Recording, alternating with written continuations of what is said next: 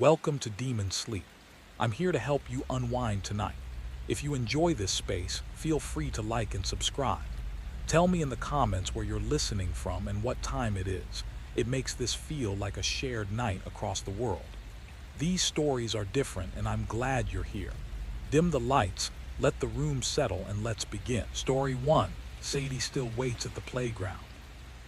The car rolled to a slow stop at the end of a narrow stone drive, its tires crunching loudly in the quiet afternoon. The house stood waiting at the far end, tall and tired, its paint dulled by decades of weather and neglect. Autumn light stretched the shadows long and thin, turning the yard into a patchwork of gold and darkness. High above, a lone black bird perched in the crooked limbs of an old tree and let out a sharp, grating call that cut through the air like a warning no one had asked for. "Well," David said, forcing energy into his voice as he turned off the engine, "this is it." Nora didn't move. Her hands rested neatly atop her knees, fingers interlaced just as they had been for most of the long drive north. She stared straight ahead, studying the house as if it were a riddle with too many missing answers. The listing had described it with optimistic language, classic, full of potential. But what David saw now was something solid yet drained, a place that felt worn down in ways wood and stone shouldn't be. "It's larger than I expected," Nora murmured at last. Her voice carried that careful restraint she'd developed recently, as though every sentence needed approval before being allowed into the world. She sounded like she was rehearsing the thought even as she spoke it, making sure it wouldn't crack. From the back seat, there was only silence. David tilted the mirror until he could see his daughter. Sadie sat perfectly still in her booster seat, small hands folded over the frayed ears of her stuffed rabbit. She was 6 years old, yet her stillness felt far older, like the surface of a lake untouched by wind. Her eyes were fixed on the house, unblinking. "What do you think, kiddo?" David asked gently, already knowing he might not get a reply. "Want to check out your new room?" Sadie didn't answer. Instead, her gaze slowly lifted to meet his in the mirror. The look made his breath hitch. It wasn't the distant emptiness they, grown used to over the past year. It was sharp, focused, almost knowing. For a brief second, it felt as though she was studying him, weighing something he couldn't see, as if she recognized the place and him, in a way that had nothing to do with memory. Then she blinked. The moment vanished, replaced by the quiet little girl who spoke only when she felt like it, who spent hours murmuring to things that never appeared in the room. David swallowed and forced himself to look away. "Let's get started," Nora said, opening her door. "Once we unpack, it'll start to feel like ours."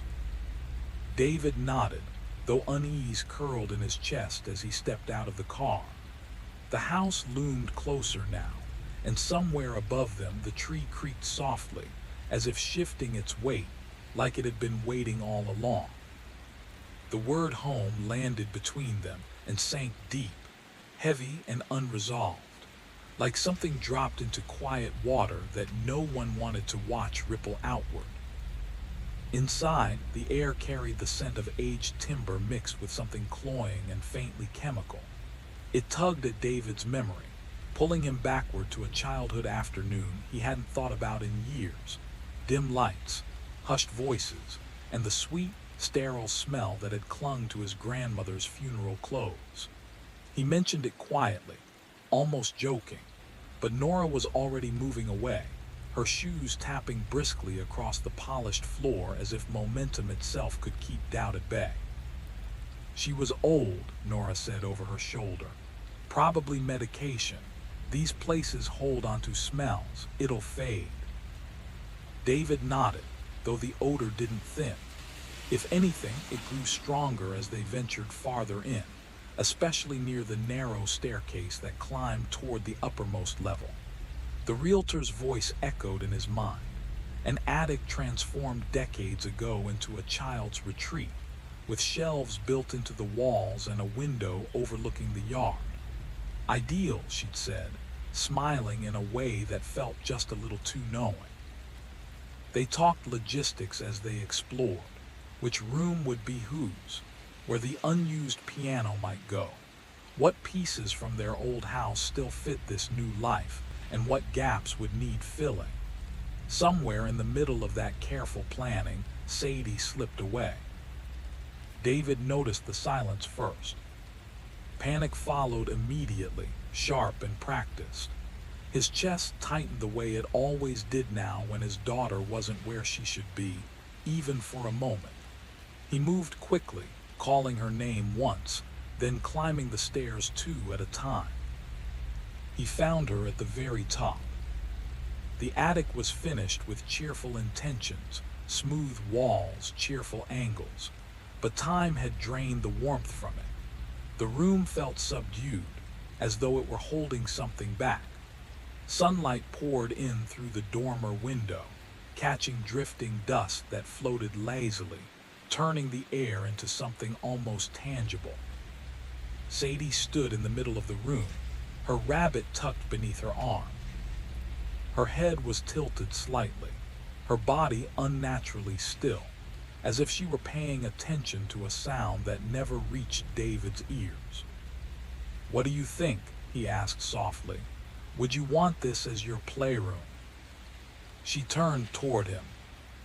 For a split second, that unsettling awareness surfaced again, the same look he'd seen in the car. Alert, measured, too deliberate for a child her age. "She likes it here," Sadie said. The sentence hit him like a sudden drop in temperature. Clear, complete, more words than she usually offered in a day. David forgot how to breathe. Since the decision to move had been made, and now she was speaking in full, deliberate sentences about someone he couldn't see. "Who likes it up there?" David asked softly. Sadie didn't answer. She had already turned back toward the window, her attention drifting elsewhere, leaving him standing there with the uneasy feeling that the moment had slipped through his fingers. For a fleeting second, he wondered if she'd said anything at all. That evening, they ordered food from a local place the neighbors had insisted was the best around.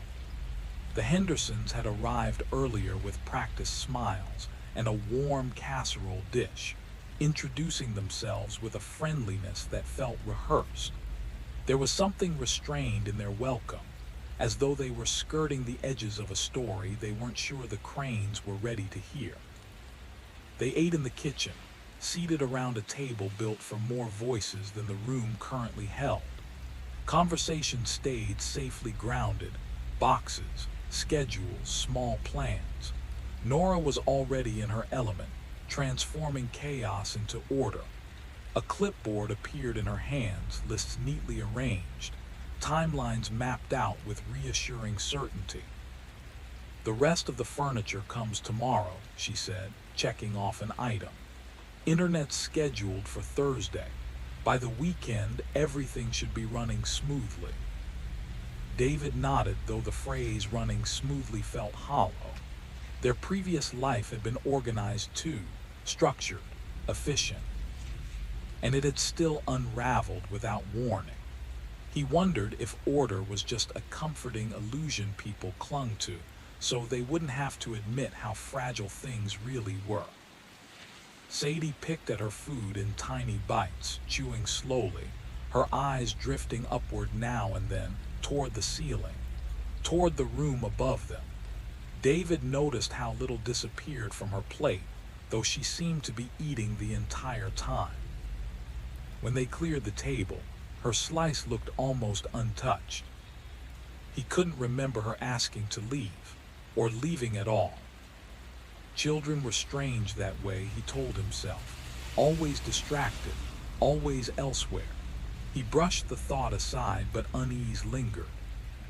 As Nora gathered her papers, David thought he heard something, a faint, careful sound like skin meeting wood. bare footsteps moving lightly overhead. He looked up. The ceiling stared back, silent and unmoving. "Did you hear that?" he asked. Nora paused, pen hovering midair. "Hear what?" He opened his mouth, then stopped. He could already hear how it would sound out loud.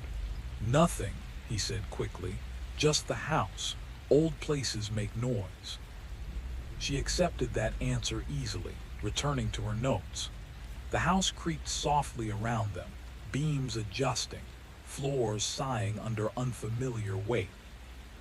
And as the night settled in and they began the slow ritual of unpacking, David couldn't shake the feeling that something above them was already wide awake.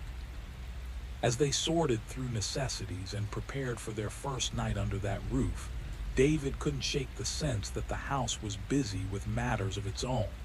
It wasn't anything obvious, no bangs, no crashing sounds, but a steady pattern of movement just outside certainty. Soft shuffles upstairs while they worked below, gentle packing above the kitchen ceiling when no one was there. Each sound was small enough to ignore, yet together they settled into him like an incoming storm he couldn't see but could feel in his joints. It was Nora who noticed it first. They were lying in bed, surrounded by the uneasy quiet of an unfamiliar room. The space felt wrong somehow, too open, yet suffocating, filled with furniture that had once fit their lives perfectly and now seemed oddly misplaced. David lay propped against the headboard, pretending to read a book on repairs and renovations, using technical diagrams as a shield against listening too closely. Then Nora spoke softly into the dark. "Do you hear that?" He froze and set the book aside. At first, there was only the usual nighttime murmur, the soft complaints of old beams, the sigh of wind slipping through unseen cracks. He was about to answer when a sound floated through the silence. A laugh. It was faint but clear, light and playful. A child's laughter drifting as if from a distance, yet close enough to feel personal. David's pulse quickened. It was Sadie's laugh. He knew that sound too well, precious and rare. This was different, brighter, almost carefree, with a strange echo that made it hard to place. "Where is that coming from?" Nora whispered. David slid out of bed and eased the door open. The hallway air felt cooler, heavier. The laughter was stronger now, unmistakably above them, from the top floor. He climbed the narrow stairs slowly, careful with each step, aware of how loudly the wood could protest. The sound guided him upward, until just as he reached the landing, it vanished. The silence that followed was worse. It felt intentional, like someone had stopped mid-play and was waiting to see what he would do next. The attic stood empty. Moonlight poured through the dormer window, washing over the same room where Sadie had stood earlier that day. But it no longer felt abandoned. The air was warm, carrying a faint sweetness that reminded him of sunlit afternoons and long-forgotten games, of children who had once run and laughed without fear. David stayed there, unmoving, listening. Nothing returned, only the house resuming its quiet breathing, soft creaks, distant settling, the illusion of calm. When he finally went back downstairs, the bed was no longer empty. Nora sat upright, arms wrapped tightly around herself, eyes fixed on the doorway. She looked at him without speaking. And in that moment, David understood that whatever had laughed upstairs had not gone far at all. "Anything?" Nora asked quietly. David shook his head. "Nothing." It wasn't entirely honest. There had been something, not a sound, not even a movement, but the lingering impression that whatever had been there hadn't truly left, as though the laughter had only been a surface ripple, and beneath it was a deeper awareness. a sense of company the house didn't officially acknowledge. "It's probably the neighbors," Nora said, already pulling the blankets closer, practical as ever. "Old houses do strange things with sound." David agreed because the explanation was tidy, because it fit neatly into a world that still obeyed familiar rules. He lay awake long after Nora's breathing evened into sleep, staring into the dark and thinking about the way Sadie had angled her head in the attic, listening, not searching, as if voices had been speaking clearly all along. In the days that followed, Nora attacked the routines of settling in with unwavering focus.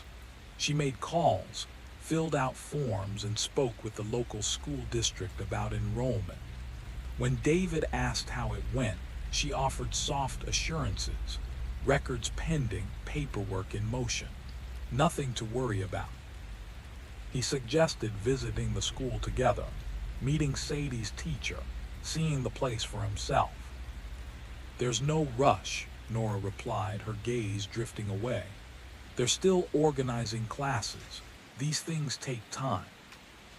Her tone was calm, but something underneath it felt rehearsed, as though she were steadying herself with the words.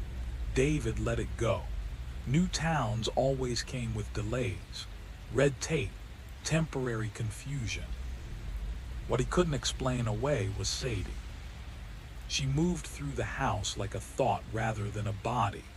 He never heard her climbing the stairs, never caught the soft thud of small feet. When he called her from another room, she would simply be there, appearing without warning, as if distance meant nothing to her. While unpacking, she crawled through boxes and helped arrange her things, yet never emerged dusty or rumpled.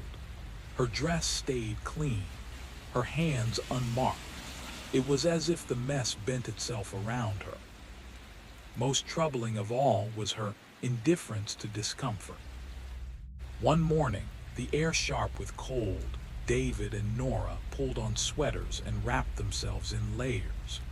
Sadie stood alone in the backyard, wearing only a thin cotton dress, unmoved by the chill that turned David's breath into fog. He called her inside, commenting on the temperature. She looked up at him with that same unsettling calm, the look that didn't belong on a child's face, the look of someone who knew something he did not. "I don't really feel it anymore," Sadie said. The words were delivered simply, without drama, yet the phrasing made David's skin crawl. Not "it doesn't bother me," not "I'm okay, I don't feel it anymore," as if cold were something she'd once known and since outgrown. He laughed it off in the moment, the way parents do when unease has no clear shape, but the discomfort lingered long after she turned away. The laughter returned, always late afternoon or early evening, always from above. It would drift down just long enough to demand notice before dissolving back into the ordinary noises of the house. Sometimes David managed to convince himself it was nothing. Children outside, wind playing tricks, sound bending through old beams and hollow walls. But some details refused to cooperate. The way the sound didn't travel through the house but seemed to rise from within it. The way it continued on days when neighboring yards were empty and still. And the quality of it, bright on the surface, yet strained underneath. Too eager, too insistent. Like someone laughing not because they were happy, but because they desperately wanted to be heard.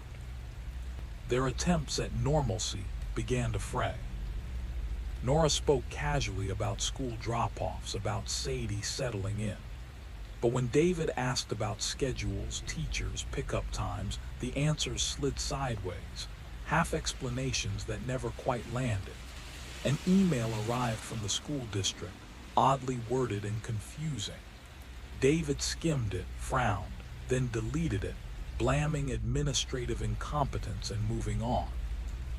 When Mrs. Henderson commented one afternoon that she never saw their daughter outside, Nora replied too quickly.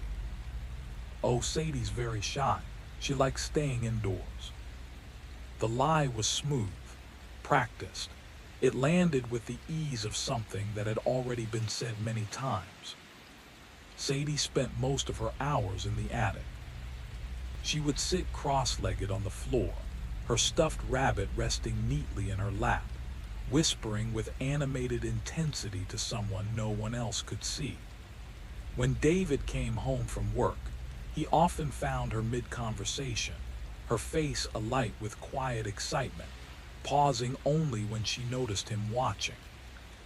"Who are you talking to up there?" he asked one evening as they prepared dinner.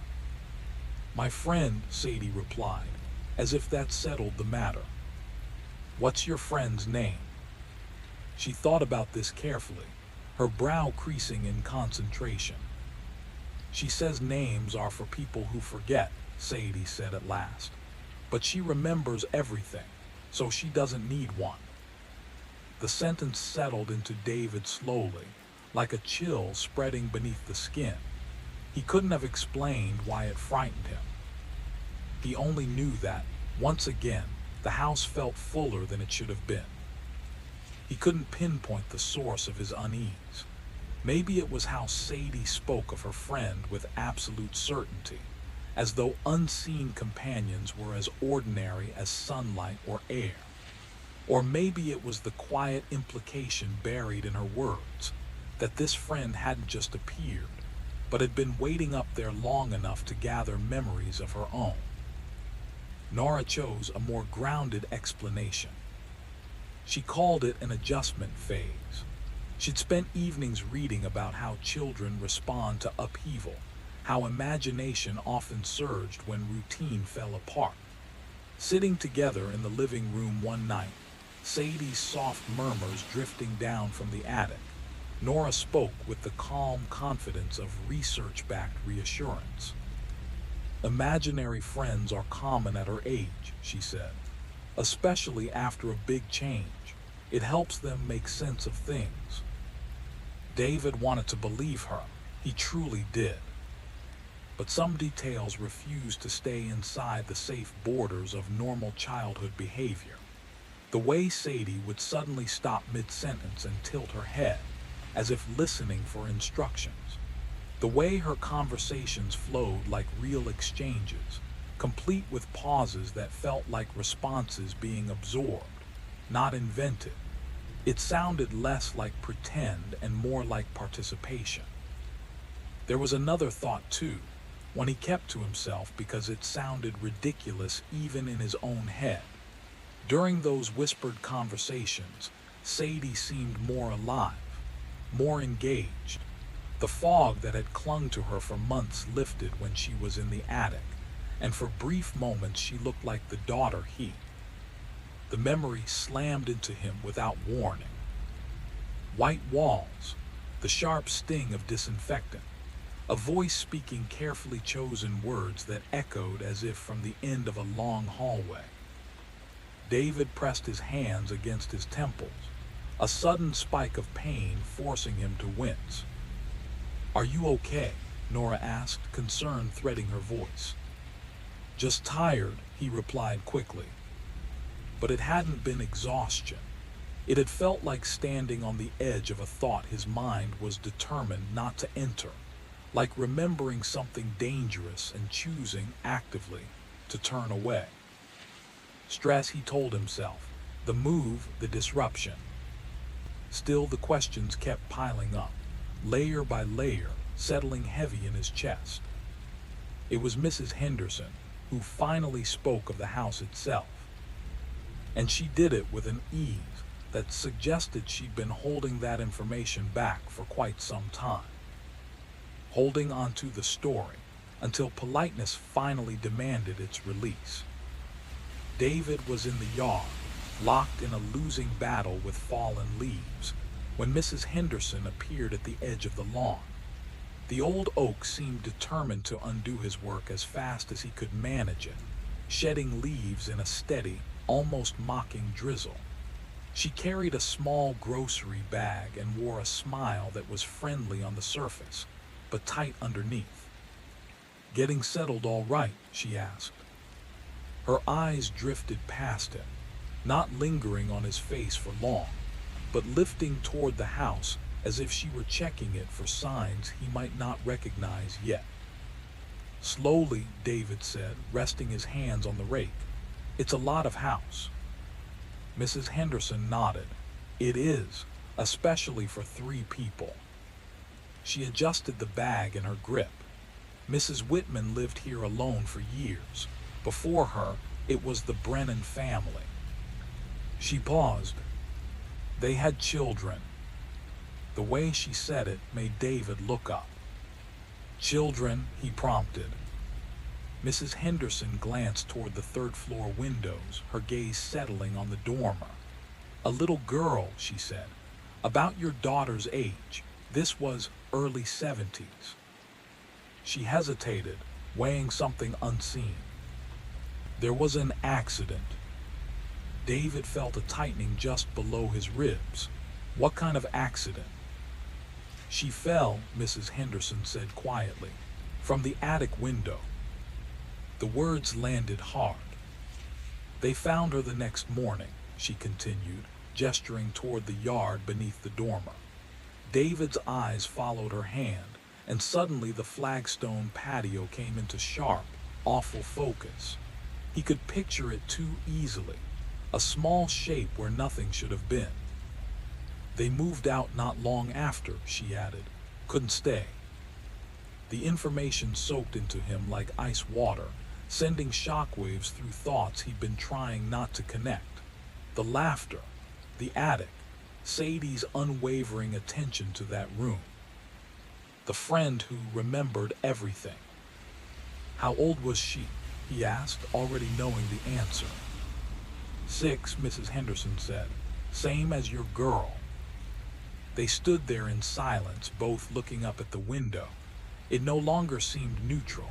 It felt watchful. I probably shouldn't have said anything, Mrs. Henderson murmured at last. But I thought you should know, just in case. She didn't finish the thought. She didn't need to. David already understood. In case the house started making itself known. In case children began behaving like they belonged to someone else.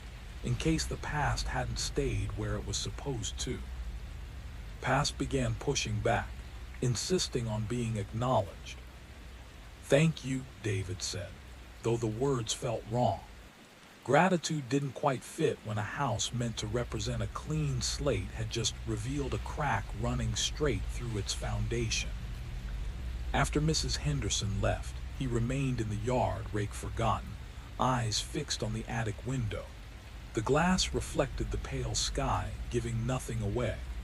Yet the laughter they'd heard so often now sounded different in his memory. Not carefree, not playful. It carried the hollow ache of isolation, the echo of a child who had fallen decades ago and never fully moved on. When he finally went inside, Sadie was at the kitchen table, coloring with intense focus. She filled each space carefully, methodically, as if precision mattered more than speed. She looked up when he entered, and for a fleeting instant, her eyes held a gravity that didn't belong to a 6-year-old. Daddy, she said. Her tone was deliberate, important. My friend wants to know if you're scared of her. The question struck him harder than any sudden noise ever had. It landed cleanly, aimed directly at the thoughts he'd been refusing to name. Should I be? He asked quietly.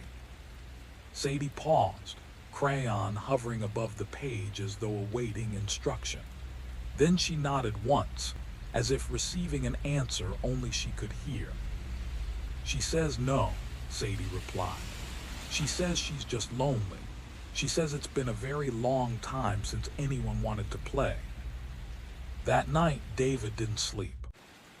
The house no longer sounded like a collection of aging materials adjusting to temperature and time.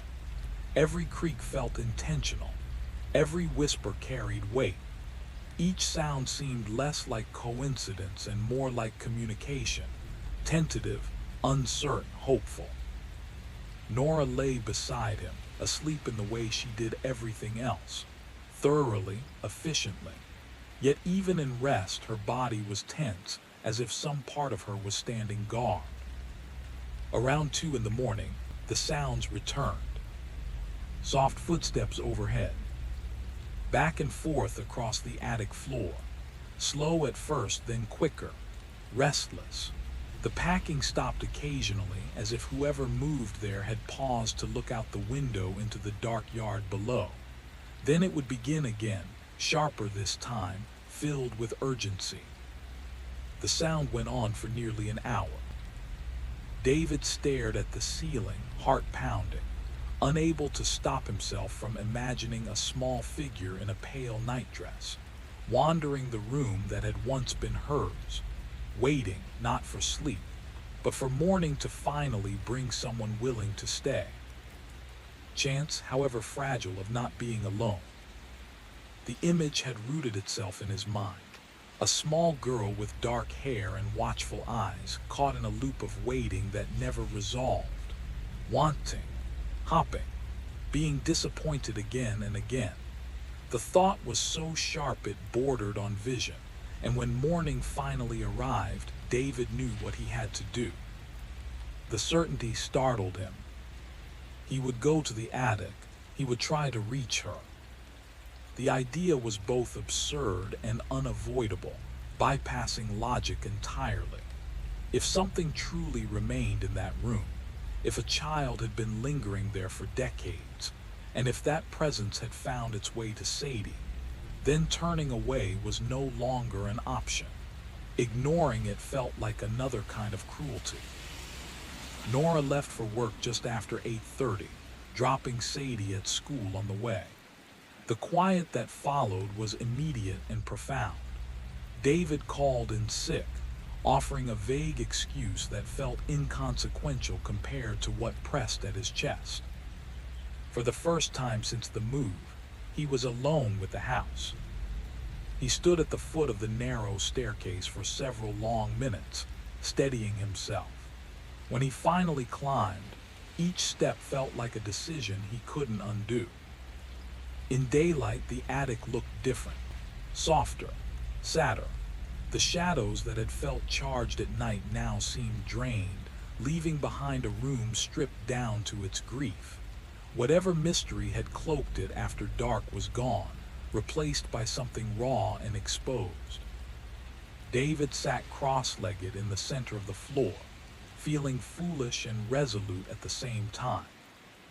"I know you're here," he said quietly. "Sadie told me about you." The room remained still. Minutes passed, then so slowly he nearly doubted it, the air changed. A subtle chill crept in, brushing his arms, tightening his skin. His breath sounded louder, too present in the silence. "Are you the girl who lived here?" he asked. The cold deepened. He became aware of something just beyond sight, not visible, not tangible, yet undeniably there. The space in front of him seemed to ripple, as if the air itself were reacting to an unseen shape. "What do you want?" David whispered. The response came without language. Emotion slammed into him, sudden and overwhelming. Loneliness so vast it stole his breath. Confusion edged with panic. And beneath it all, a desperate hunger to be noticed, to matter to someone. Tears filled his eyes before he could stop them. In that moment, everything fell into place. This wasn't something cruel or dangerous. It wasn't hunting Sadie or trying to replace her. It was a child who had been forgotten, reaching toward the only person who could hear her, toward the only one open enough to listen. She wanted what children always want: to be seen, to be played with, to know she still existed. The realization settled over David with aching clarity, and with it came a quiet, terrible understanding of just how long she had been waiting. The understanding that settled over him was tangled and heavy. Pity for a child abandoned by time, left behind in a place that no longer remembered how to shelter anyone. And fear, sharp, immediate fear, for his own family, for Sadie, for the fragile balance of the life they were trying to assemble piece by piece. "I understand," David whispered into the chilled air. He couldn't see her, but he knew she was listening. "But you can't stay. This isn't your place anymore." The cold deepened suddenly. Something brushed his cheek, gentle, fleeting like the back of a small hand. It carried no threat, only farewell. Then the sensation vanished, leaving him alone in the attic, surrounded by dust, old wood, and the quiet ache of something unfinished. When Nora and Sadie returned later that day, David was ready. He told them everything, about the neighbor's story, about the girl who had died, about the presence in the attic. He spoke carefully, choosing words that framed the situation as strange but not dangerous. A sorrowful thing, a lingering echo that meant no harm but also couldn't be allowed to remain. Nora listened in silence, her face set in that measured expression she reserved for information that pushed against the boundaries of what she believed. She didn't interrupt. She didn't dismiss him. When he finished, she exhaled slowly. "So what are you saying?" she asked. "I think we need help," David replied. "Someone who knows how to handle this." "You mean," she hesitated, "like a medium?" The word felt out of place in their kitchen, surrounded by grocery bags and half-unpacked boxes. But David nodded. Sadie had been listening closely, her eyes moving between them. "Will you make her leave?" she asked. The question carried a tremor neither parent had expected. Nora knelt beside her. "Would that make you sad?" Sadie thought for a long moment. "She's very lonely," she said softly. "But she knows this isn't where she's supposed to be anymore. She just doesn't know how to go." The certainty in her voice sent a chill through David. It sounded less like imagination and more like translation. That night after Sadie was asleep, David and Nora sat together in the living room, laptops open, quietly searching for answers.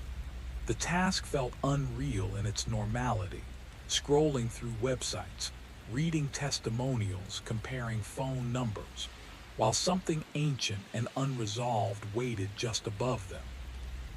David couldn't stop wondering what had been shared in the attic, what truths his daughter had absorbed, what parts of that other child's story Sadie now carried with her, and whether helping one lost girl move on would be enough to protect the one who was still alive. And lingered at the threshold, letting the room speak to her in its own quiet language.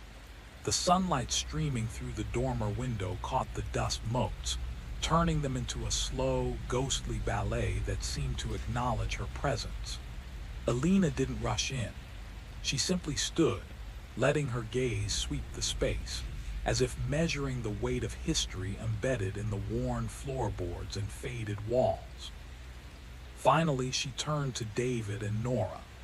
"This room has been holding on to something for a long time," she said softly, her voice steady but carrying the gravity of what she'd already sensed. "I can feel her here, the child, but she isn't angry. She's confused, lonely, waiting for acknowledgement." David swallowed hard. That fits everything we've seen, but how do we help her?"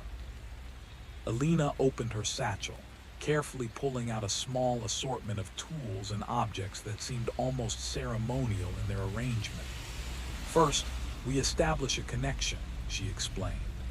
"We create a safe space for her to communicate without fear. Then slowly, we guide her toward the understanding that she doesn't belong in this world anymore, not as a spirit tethered to it, but that her memory can be honored and her transition supported." Nora shifted uneasily. "And Sadie, how does she fit into this?" "She's the bridge," Alina said, her eyes locking onto David's. "Your daughter has a rare sensitivity. She's capable of acknowledging the presence in a way that adults cannot, but she also needs boundaries. We'll protect her while giving the other child a chance to move on. For a long moment, David felt the weight of it all, the decades of loneliness, the responsibility pressing down on their family, the uncertainty of stepping into a realm neither of them fully understood. Then he nodded, a quiet resolve settling over him. "Okay," he said, "let's do this." Alina smiled faintly, professional yet kind. "We begin with patience, observation, and respect. The rest will follow in its own time." As she set her satchel down and moved toward the attic, David and Nora exchanged a glance, a mix of apprehension, hope, and determination. They had no idea how long it would take, or what the attic would reveal in the coming hours. But for the first time, they felt a small measure of control in a house that had long resisted it, and a chance to finally bridge the gap between the living and the lingering. Than she ever did at the dinner table. The truth settled over the room like a suffocating fog. David staggered back a step, his hand brushing the attic wall for support. His knees felt weak, as if his body had known long before his mind allowed the knowledge to surface. Memories he had carefully folded away, misplaced, mislabeled as exhaustion or grief, came rushing back with cruel clarity. The silence where a heartbeat should have been. The unbearable stillness of a small body in a hospital bed. The way the world had narrowed to a single moment and then shattered. Nora made a sound somewhere between a gasp and a sob. She pressed her hand to her mouth, tears spilling freely now, no longer restrained by denial. "No," she whispered, though there was no strength behind the word. "No, she's here. She talks to us. She laughs." Alina stepped closer, her presence grounding, steady. "What you see," she said gently, "is real, but it is not what you think. Your daughter's spirit never left this house. Her love for you and your refusal, understandable, human, to let her go, anchored her here." David's chest burned, then the other child. "The older presence," Alina nodded, "is the girl who died here decades ago. Alone, forgotten. Your daughter found her because they exist on the same threshold between worlds. Two children holding onto each other because neither knew how to leave." The temperature in the attic shifted again, not colder this time, but heavy, laden with emotion. David felt it then unmistakably, not fear, not menace. Grief. "They were keeping each other company," Nora whispered, her voice breaking. "That's why Sadi spent so much time up here." "Yes," Alina said softly, "but this cannot continue. Spirits who linger begin to fade, not into peace, but into confusion, especially children. And the longer she stays, the harder it will be for both of you and for her." David closed his eyes, tears finally escaping. "We thought we were protecting her," he said hoarsely. "We just kept pretending." Alina placed a hand over his, warm and real. "Love does that, but love also knows when to let go." A faint sensation moved through the attic then, like a small breath passing between them. Not cold, not threatening, just present.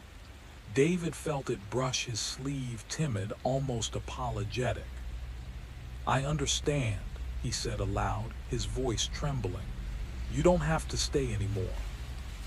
Nora nodded through her tears. "We'll remember you," she whispered. "Always." The air seemed to ease, as if something tightly held had finally loosened its grip. Alina straightened, her eyes shining. "She hears you," she said. "Both of them do."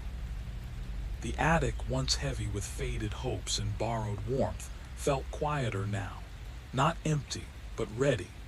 Ready for an ending that had been delayed too long.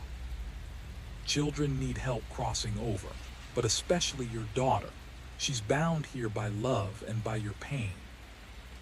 Nora sank onto the attic floor, her strength finally gone. She pressed her palms to her eyes as if she could block out the image that had already carved itself into her soul. "I don't know how," she whispered. "If I let her go, it feels like losing her all over again." Alina knelt beside her, voice steady, grounded in a kind of wisdom earned the hard way. "You already lost her once.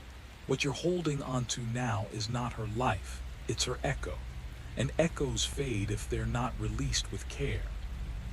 The attic stirred again, subtly. David felt it before he saw it.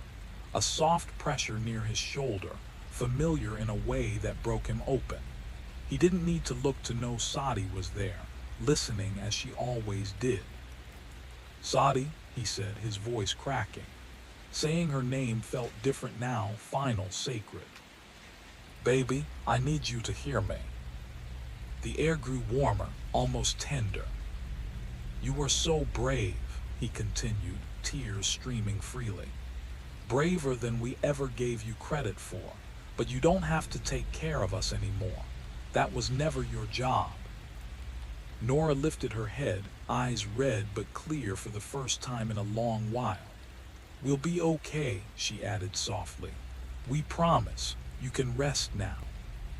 For a long moment, nothing happened. Then the attic brightened, not with light but with feeling. The weight that had pressed on the room for so long began to lift. The older spirit appeared first, the girl from another decade, her outline steadier now, her sadness easing as if she'd been waiting a lifetime to be acknowledged. She looked at Sadi with something like gratitude. Sadi turned toward her parents. This time, she didn't look lonely. David felt it then, a kiss on his cheek, no longer cold, warm, whole, real. "I love you," Nora whispered, voice breaking but strong. "Always." The two small figures grew fainter, not vanishing abruptly, but drifting, like children finally being called home after dusk. The attic exhaled. The silence that followed was different from before, not empty. Peaceful. Alina stood quietly, giving them the dignity of grief without intrusion. When she finally spoke, her words were simple. "She's gone," she said. "Both of them are." David wrapped his arm around Nora as they sat together on the attic floor, surrounded by dust, memory, and the quiet ache of acceptance. They would grieve again, properly this time. They would remember birthdays and laughter and a little girl who had loved them enough to stay when she should have gone.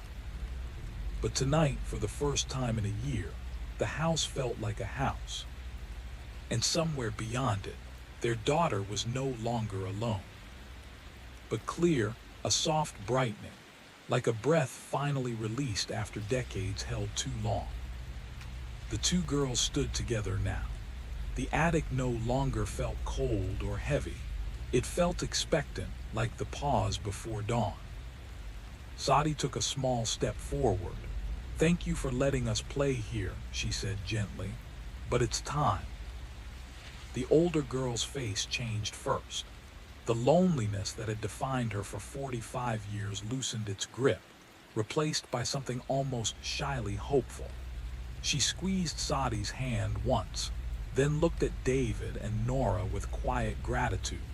No accusation, no anger, only relief at finally being seen. A warmth filled the room, spreading from the center outward, seeping into the walls, the floorboards, the very bones of the house. The attic window glowed, not with light from outside, but with something deeper, softer, timeless. "I love you," David said again, because fathers never stop saying it, even when goodbye is final. "I love you too," Sadi replied, and this time there was no sadness in her voice, only certainty. The two spirits began to fade, not abruptly, not violently, but like mist dissolving in morning sun.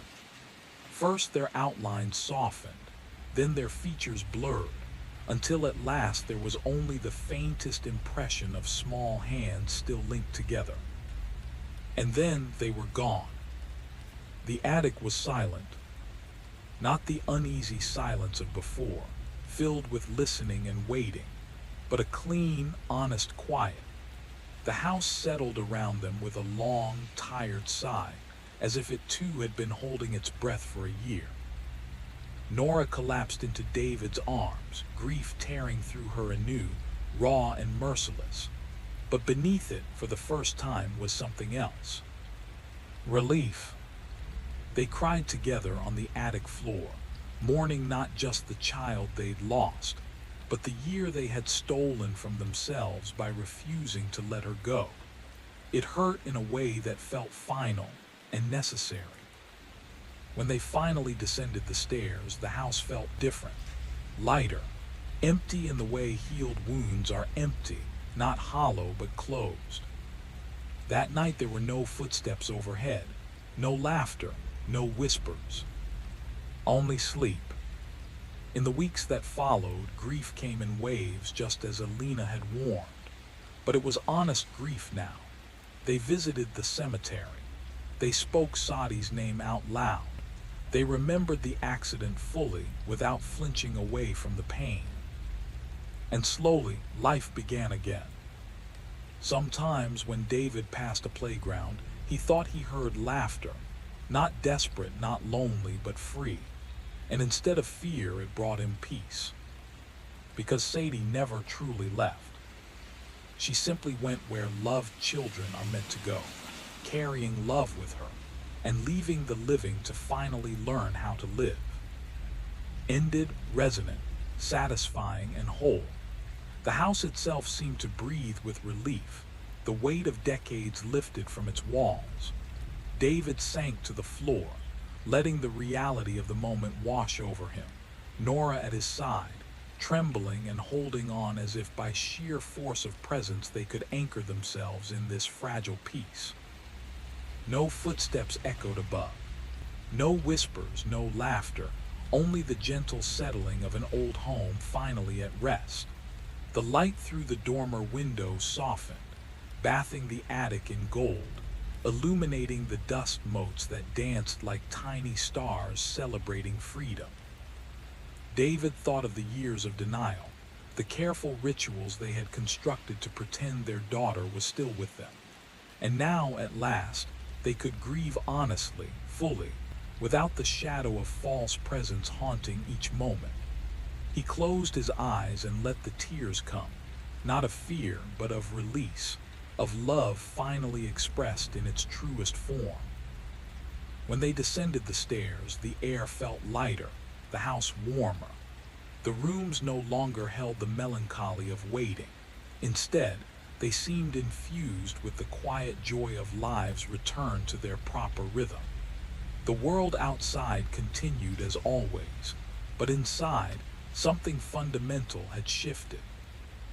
In the weeks that followed, David and Nora honored their daughter's memory in every ordinary way, visiting her favorite playground, speaking her name aloud, remembering not just the tragedy, but the light she had brought into their lives. And sometimes, when the wind rustled through the trees or laughter floated faintly from somewhere nearby, it carried not despair, but a sense of freedom, a small girl finally unburdened at peace. Sadie had never truly left.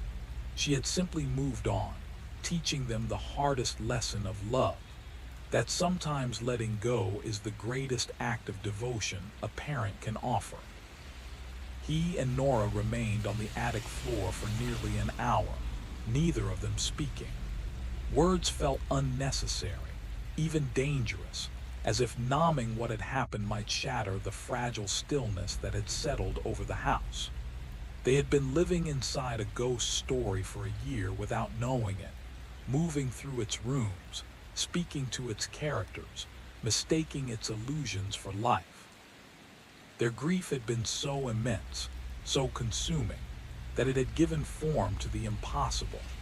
It had summoned their daughter's spirit, and sustained a shared delusion powerful enough to trap all of them in a liminal space between living and letting go. By any reasonable measure, the revelation should have been annihilating. It should have felt like losing Sadie all over again, this time without denial to soften the blow. Instead, it felt like waking from a fever dream. A dream that had been beautiful and horrifying in equal measure. Necessary, perhaps, but never meant to last. "How did we not know?" Nora whispered at last.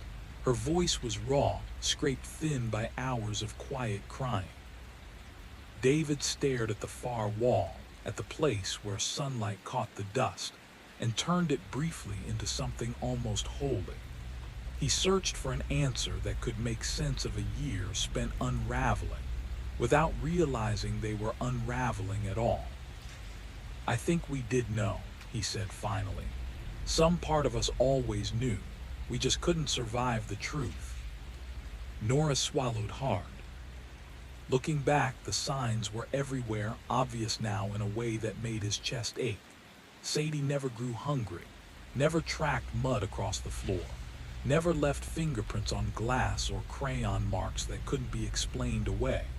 She never spoke to neighbors, never appeared in photographs the way she should have. School calls went unanswered. Teachers were spoken of but never met. Each detail had brushed against their awareness, raising quiet alarms they had chosen not to hear. Stress, they'd said, exhaustion, trauma, coincidence. Their minds had done what minds sometimes do when reality becomes unlivable. They had rewritten it. It wasn't madness, it was survival. "The funeral," Nora said suddenly, her breath hitching. "I remember it now. How could I forget the funeral?" The memories came rushing back, freed from whatever internal vault had sealed them away. David remembered the unbearable weight of the small casket in his hands, the way Sadie's favorite stuffed rabbit had been placed beside her, as if comfort might still reach her. The cruelty of the sunlight that day, too bright, too warm, as if the world hadn't noticed what it had lost. He remembered the sound Nora made when the casket was lowered. Not a scream, not a sob, something deeper, something primal, a sound that seemed to split the sky itself. And he remembered the months after, the well-meaning concern from friends, the gentle suggestions of therapy, the invitations they stopped answering, how they withdrew from anyone who might reflect the truth back at them too clearly. They had buried their daughter, but they had never let her go. And so grief had found another way to keep her close, one final, impossible mercy that had eventually become a prison for all of them. The decision to move had been born from the same need, to start over with the daughter who existed only within their shared illusion. A fresh house, a clean beginning, a place where the truth might stay buried if they were careful enough. "We need help," Nora said quietly. David heard something in her voice he hadn't heard in a long time. The faint return of the woman she had been before grief hollowed her out and taught her how to live among ghosts. "Yes," he said, "we do." They went downstairs together as the house settled into evening. The sounds were different now, ordinary. Just the soft creak of old wood expanding and contracting, the sigh of a structure responding to temperature and time. No laughter, no footsteps, nothing layered with meaning. The supernatural had left with the children. What remained were two parents and the truth of their loss. That night, they slept in the same bed for the first time in months, clinging to each other with the fragile intensity of people who had survived something catastrophic and were only just beginning to feel its weight. David listened as Nora's breathing slowed and evened out, and his thoughts drifted back to Alina's words. Spirits are drawn to their own kind. They had all been spirits in that house, he realized. Two dead children unable to move on. Two living parents suspended in grief, constructing a reality that existed somewhere between memory and denial. Love had bound them there. Love so fierce it had forgotten how to release what it cherished. But goodbye, David was beginning to understand, was not the opposite of love. Sometimes it was love's most honest form. Healing did not arrive neatly or all at once. Some days David still sat 3 places at the table before catching himself. Some evenings Nora would call up the stairs, her voice already breaking before silence answered. There were nights when they lay awake, half expecting laughter that would never return, grieving not only their daughter, but the elaborate fiction that had sheltered them from loss for a year. Eventually, they found a therapist who specialized in traumatic grief. Dr. Evelyn Soren listened without flinching, her calm suggesting she had heard stories that strained the boundaries of what most people believed possible. She explained that folie à deux, shared delusion, was not as rare as people assumed, particularly among couples bound by profound, unprocessed trauma. When grief becomes unbearable, she told them, the mind will create almost anything to avoid facing it directly. What you experienced wasn't madness, it was protection. Your psyche kept you alive until you were strong enough to remember. And slowly, painfully, they began to remember. The fact that you shared the delusion, Dr. Soren told them gently, doesn't make it less understandable. It makes it more human. The work of genuine mourning proved far more demanding than maintaining the fantasy had ever been. Illusion had been effortless. Grief, by contrast, required presence. It required endurance, but it was honest. They went through Sadie's belongings properly this time. Not in haste, not in avoidance, but with care. Clothes were folded, toys held for a moment before being placed into donation boxes. Each item carried a memory, and each memory was acknowledged before being released.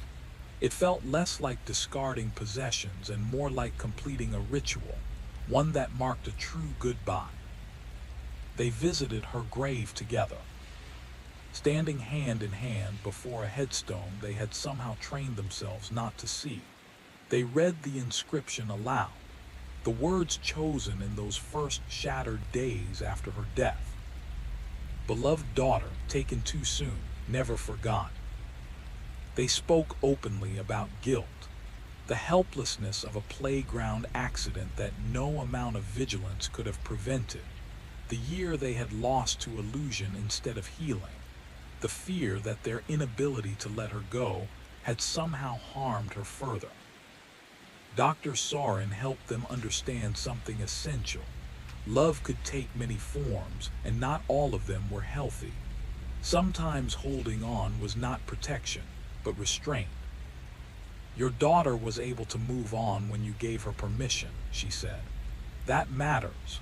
It suggests that your love, even in its confusion, still served her. You kept her close when you needed to, and you released her when it was time. David wasn't sure he fully believed that, but it offered him something he desperately needed, a path toward forgiveness that felt possible, not forced. Gradually the house changed, not because its history disappeared, but because its meaning did. The attic stopped feeling like a place of waiting and became simply a room again. David converted it into a home office, sunlight spilling across the floor where ghostly shadows once seemed to linger. Nora began cooking real meals again, not out of ritual, not for someone who could no longer eat, but for the two of them here and now. They talked about selling the house, about starting somewhere new, unburdened by memory, but in the end they chose to stay. This was where they had finally said goodbye. This was where they had learned the difference between love that clings and love that liberates. This was where they were learning how to live with loss without being consumed by it. Months passed, seasons turned. Slowly, carefully, they began to rebuild a marriage that existed in the present tense, no longer suspended in grief or denial, but grounded in shared truth. It wasn't easy, but it was real. Grief no longer ruled their days, though it never fully disappeared. It became something quieter, something they carried rather than something that carried them. They had dinner with the Hendersons, who accepted their explanation of a difficult adjustment period with the tact of people old enough to understand that every family bears its own private weight. It was Mrs. Henderson who mentioned, almost casually during one of those evenings, that she was surprised not to hear laughter from the attic anymore. "We used to hear it sometimes," she said, passing a bowl of potatoes across the table. "Just a child's voice. I always thought it was your little girl playing up there." David and Nora exchanged a glance, not the startled look of denial, but the quiet recognition of those who had lived through something that could not be neatly explained. "Not anymore," David said gently. "She's moved on to other games." It was as close to the truth as ordinary conversation allowed. Mrs. Henderson nodded, sensing the boundary, and the moment passed without further questions.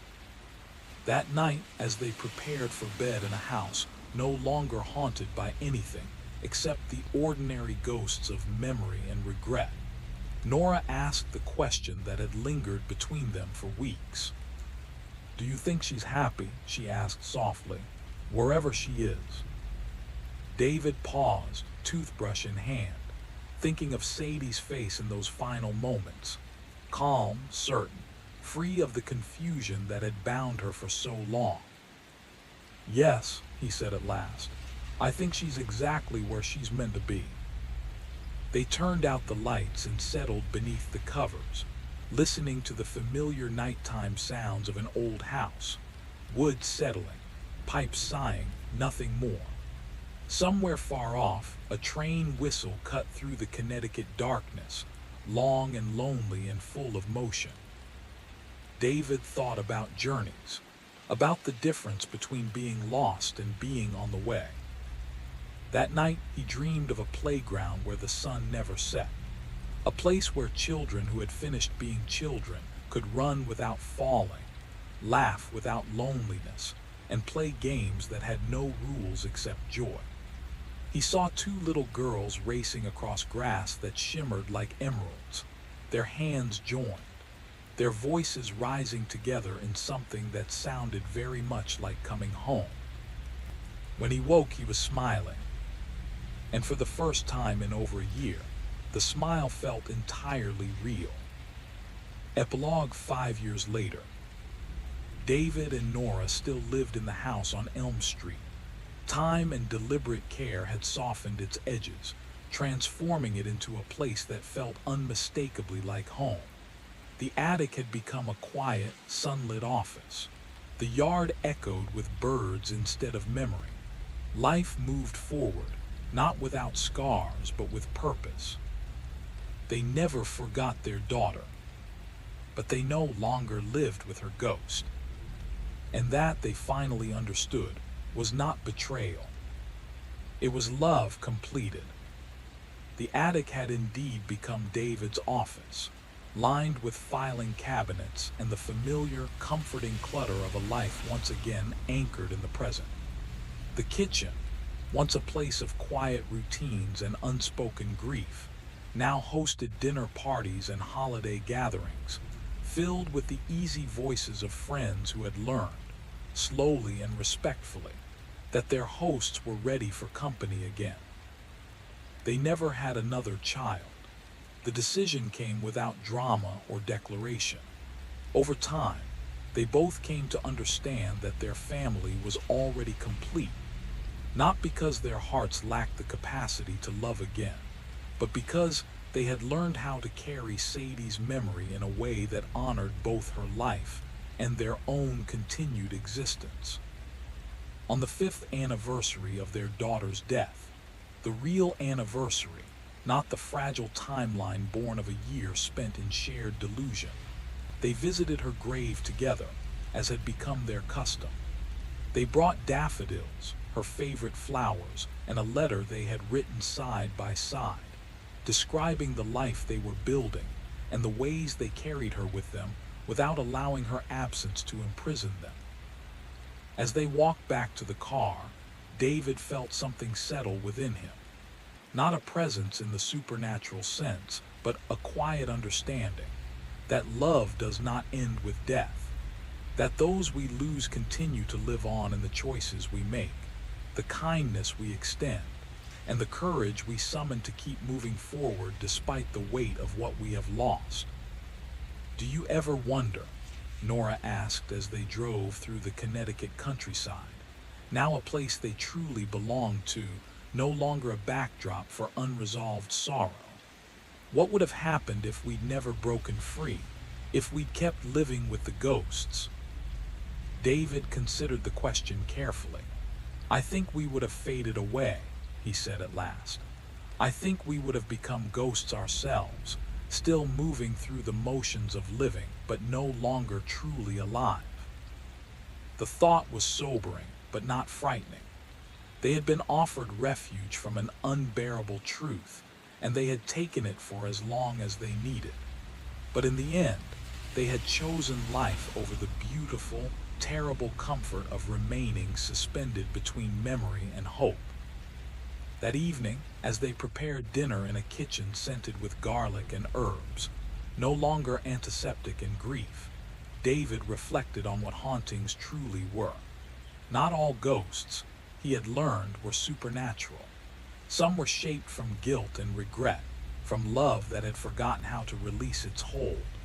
Some were created by people who needed them so deeply that they gave them form, sustaining them through sheer force of longing. And some, he understood now, were finally laid to rest, not through fear or denial, but through acceptance, forgiveness, and the quiet bravery of choosing to live. Existence sustained by the sheer force of longing. But the most important truth David had learned was this: ghosts, whether born of the supernatural or the mind, could only hold power over those who were not yet ready to say goodbye. And goodbye, he now understood, was not an ending. It was a transformation, a reshaping of love into a form that could endure without demanding the impossible. As he and Nora sat down to dinner for two, David lifted his glass in a toast that had quietly become their tradition.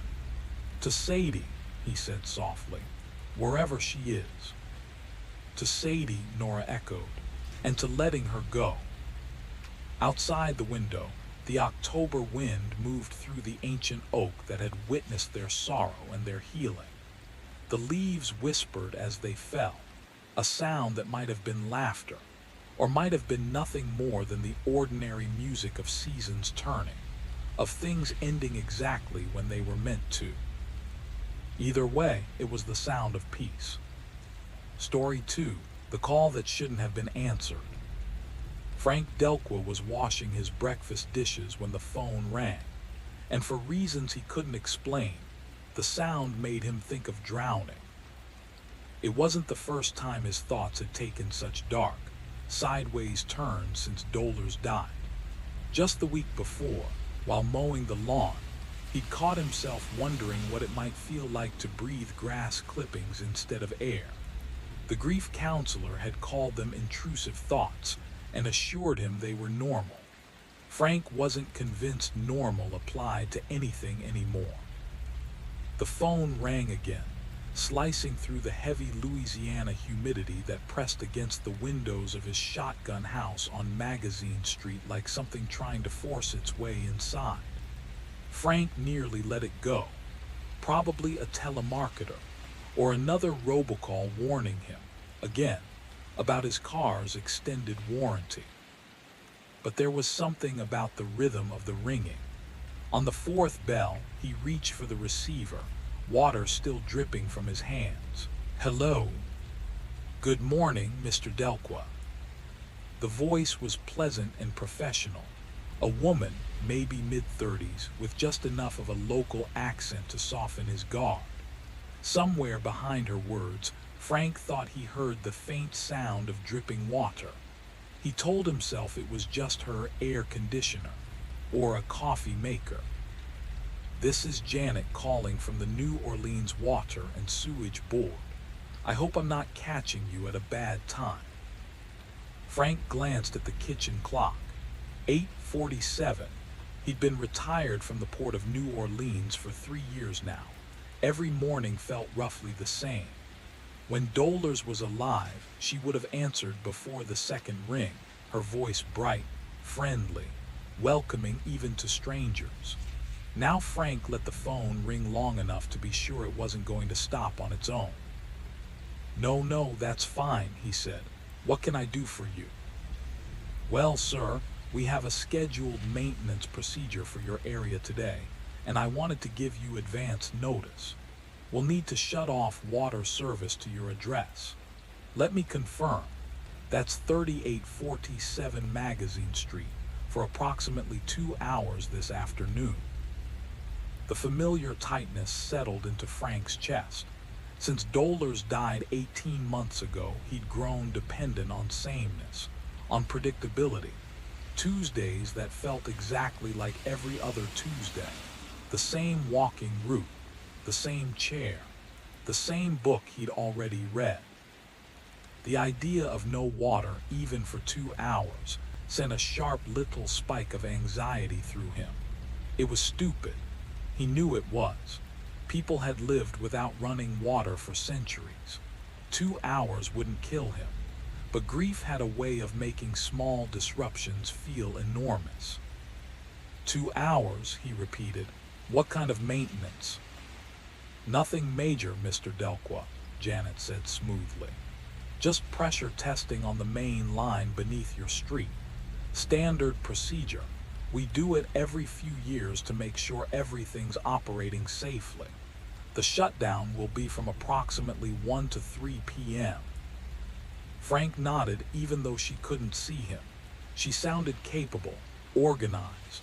Not like the cable company reps who always sounded confused, lost in their own scripts. She knew his name. She had his address right. That mattered somehow. Will I need to do anything? He asked. Turn off my water heater or anything like that? Oh no, sir. Nothing like that. Just make sure your faucets are turned off before service is restored so you don't get any water hammer when the pressure returns. Other than that, you're all set. Okay, Frank said. Well, thank you for the advance notice. That's thoughtful of you. Of course, Mr. Delqua. We know how inconvenient these things can be. You have a wonderful day. The line went dead. Frank hung up the receiver and stood there for a moment, already rearranging his afternoon in his mind. He'd need to fill a pitcher, maybe 2, just in case. Routine, after all, was the only thing keeping the water from rising.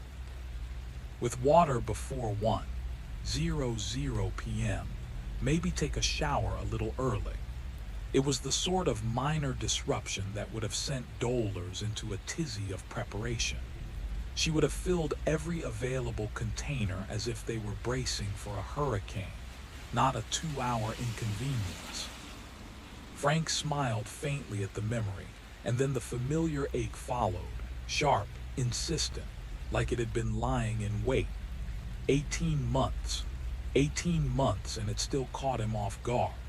Sometimes he'd turn to say something to her, reach for her side of the bed, or cook enough dinner for 2 simply out of habit. The grief counselor had told him this was normal, that it would get easier with time. She hadn't warned him how the silence would crawl into every corner of the house, how the smallest daily routines could demand enormous efforts of will.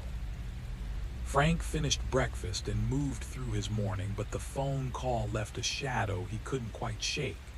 It wasn't the water shutdown. That was minor, trivial. It was something else. Something about the call itself, the crispness of the voice, the professional precision that lingered in the edges of his mind like a pulse of unease. He stepped outside into the already heavy morning air. Louisiana heat and humidity pressed against him, clinging to his clothes, turning the air into a substance you had to push through. He walked his usual route, past the landmarks of 43 years. Mrs. Budrow next door, tending her roses with the devotion of a nun. The cracked sidewalk where the roots of the old oaks had pushed through. The faded hopscotch grid chalked onto the concrete by neighborhood kids weeks ago, left untouched. These streets had been his and Dolor's world. Here, they had raised 2 children, watched them grow and leave for lives that no longer included weekly calls or holiday visits. Here, they had weathered Katrina, pumping water from their flooded house and rebuilding from the studs up. Here, they had grown old together, their morning walks shrinking with the years but never stopping entirely. Now Frank walked alone, and everything familiar felt slightly off. The same, yet not the same, as if he were moving through a photograph of a place he used to know. Mrs. Budrow looked up from her roses as he passed, her face lighting with a warmth that seemed almost foreign in a world grown harder. "Morning, Frank. How you holding up today?" "Oh, can't complain. Mrs. B, your roses are beautiful this year," he said, managing a small smile. She beamed at the compliment, brushing soil from her gardening gloves. "The secret is coffee grounds.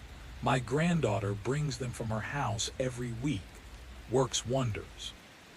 Frank nodded, the words comforting yet fragile. The ordinary routines, the neighborly greetings, they reminded him of life going on, stubbornly, despite everything that had been lost. From that fancy place on Magazine Street where she worked, the plants just loved them. Frank knew Mrs. Budrow's granddaughter had moved to Atlanta 2 years ago, but he didn't correct her. The coffee grounds were probably coming from her own kitchen now, but if she wanted to believe they were a gift, that was her business. Everyone had their own way of holding onto what was gone. "I'll have to remember that," Frank said, "though I'd probably kill a cactus if you gave me one." Mrs. Budrow laughed, the sound light and familiar, carrying across her small yard. "Dolor's always said you were better with machines than plants. How's that old air conditioner treating you?" "Still running, knock on wood, though I'll probably have to replace it before next summer." It was the kind of comfortable, meaningless conversation Frank had learned to treasure. No weight, no hidden depths, no complicated emotions. Just 2 neighbors talking about roses and air conditioners on a Tuesday morning. But as he resumed his walk, his mind drifted back to the phone call. Something about it didn't sit right, though he couldn't say exactly what. Janet had sounded competent, professional. Had known his name and address, but that faint dripping sound, that was it. He dismissed it at first as background noise, air conditioning, a coffee maker. But now, thinking about it, it had seemed oddly deliberate. Not the casual rhythm of a running faucet, but slow, steady, deliberate, like water dripping into a basin. Frank shook his head, muttering to himself. Overthinking, of course. Too much time alone made a man notice patterns where none existed, see significance in coincidence, give meaning to noise. He picked up the mail from the box at the street and carried it inside. Mostly bills, a few pieces of junk addressed to Dolor's. The funeral home had assured him they would notify the companies to remove her name from mailing lists, but some always slipped through. Frank usually tossed them without a thought, but today one envelope caught his eye. Addressed to Mrs. Dolor's Delqua, crisp computer printing, unmistakably from the water department. His fingers suddenly clumsy, he tore it open. Inside was a standard form letter, thanking Dolers for being a valued customer and announcing a new conservation program. And yet, as he held the paper in his hands, the faint echo of dripping water seemed louder somehow. That the city was implementing. Nothing unusual, nothing that should have made his hands shake as he read it. But the date at the top was yesterday, Monday, and the signature at the bottom was Janet Williams, customer service representative. Frank sank into his kitchen chair, the letter trembling in his hands. Could it be a coincidence? The city probably had more than one Janet. Someone calling him, someone sending a letter. It didn't necessarily mean anything. But Frank Delqua had lived 72 years in New Orleans. He had survived hurricanes, floods, and the kind of poverty that taught you to notice details that didn't fit. And this didn't fit. He read the letter again carefully. Standard bureaucratic language. Form letter sent to thousands. Human input minimal.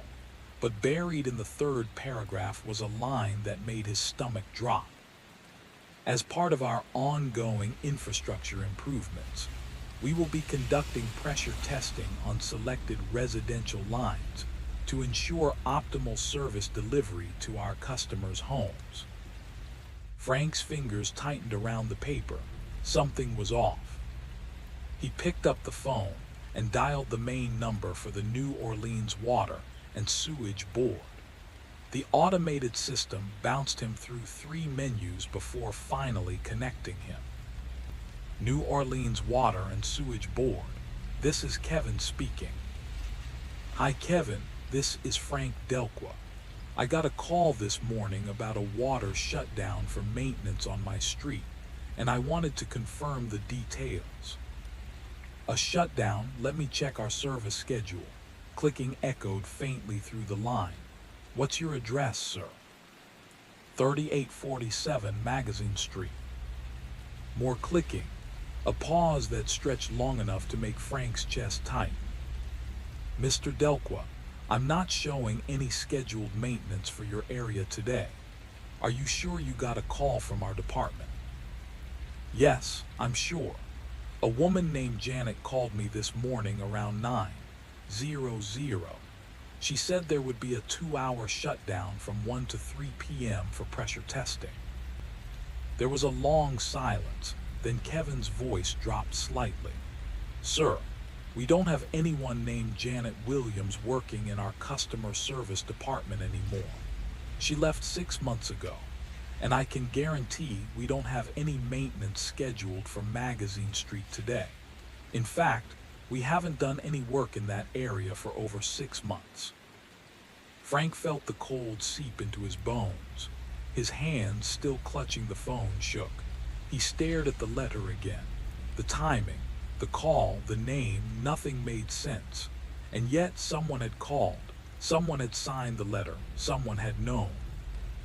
The cold in Frank's stomach spread outward, creeping up his spine like ice water. That doesn't make sense, he said quietly. My water's already shut off. It's been off since 1. There was a pause on the line, longer this time. Sir, Kevin said carefully, what time is it right now?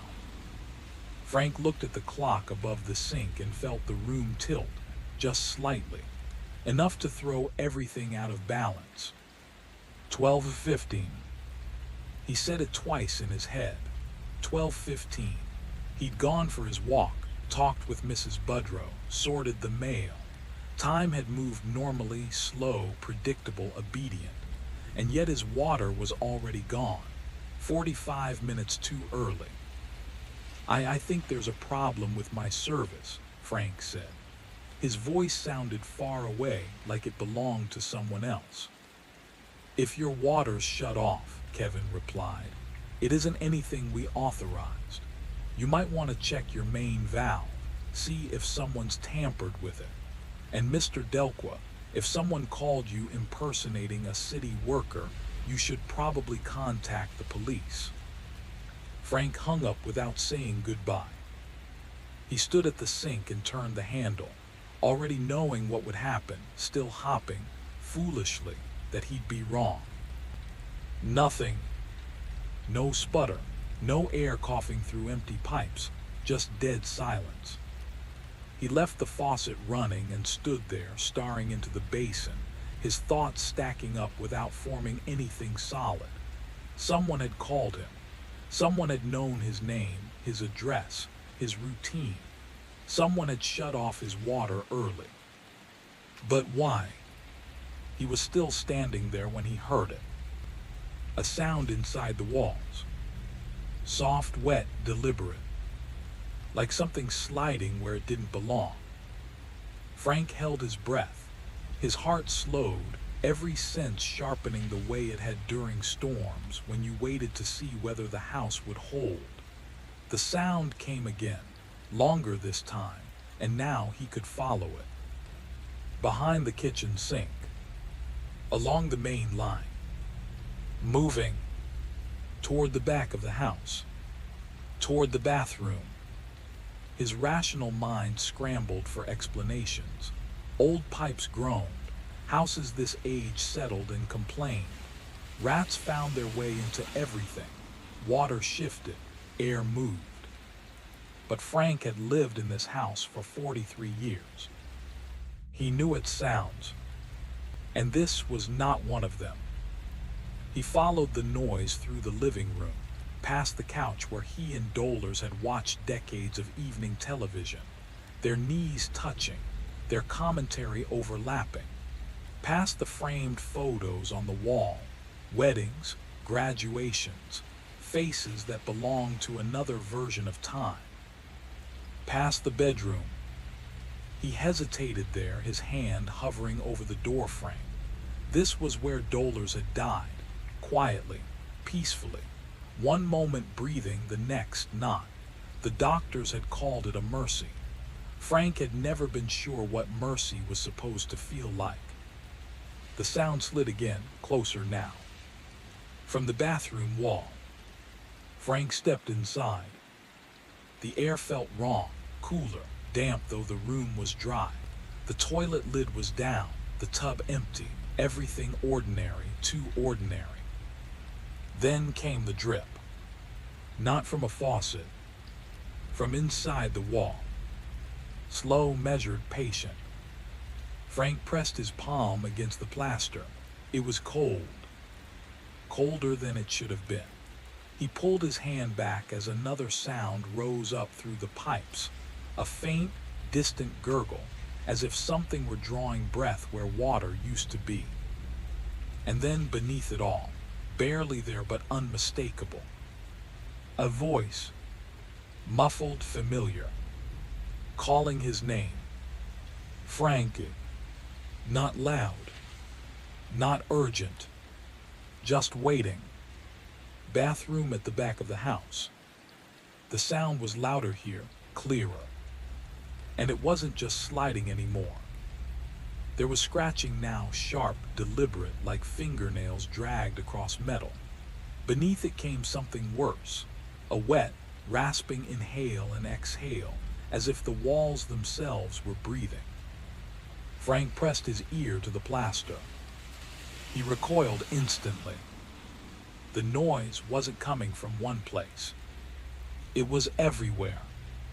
It echoed through the pipes, branching outward, racing through the hidden veins of the house and beyond, into the street, the block, the city itself.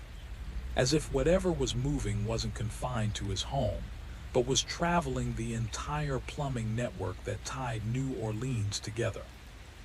And it was coming closer. Frank fumbled for the phone and dialed 911, his hands slick with sweat. The line rang once, twice, 3 times. 911, what's your emergency? This is Frank Delqua, he said, his voice thin. I'm at 3847 Magazine Street. Someone's in my house.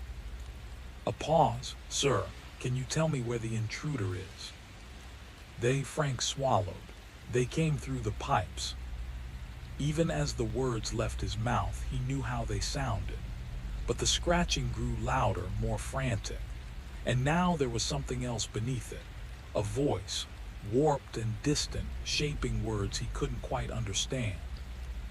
"Sir," the dispatcher said carefully, "did you say someone came through your plumbing?" "Yes," Frank said. "I know how it sounds. Someone called earlier pretending to be from the water department. They shut off my water, and now there's something moving inside my walls." "All right, sir. We're sending a unit to your location. I need you to get somewhere safe and stay on the line." Frank looked around his house. Every room had pipes. The kitchen, the bathroom, the bedroom, even the washing machine alcove. There was no place untouched by water lines, no space that didn't connect back to the same hidden system. There was no safe place. "Sir," the dispatcher said, "are you still with me?" The scratching stopped. The silence that followed was worse. Then, water roared to life. Not a trickle, not a faucet turning on. A sudden, violent surge, like the house had been hooked to a fire hydrant. Frank dropped the phone and ran toward the sound, his heart slamming against his ribs. It was coming from the bathroom. The door was closed. He was certain he'd left it open. From behind it came the deafening noise of every fixture running at once.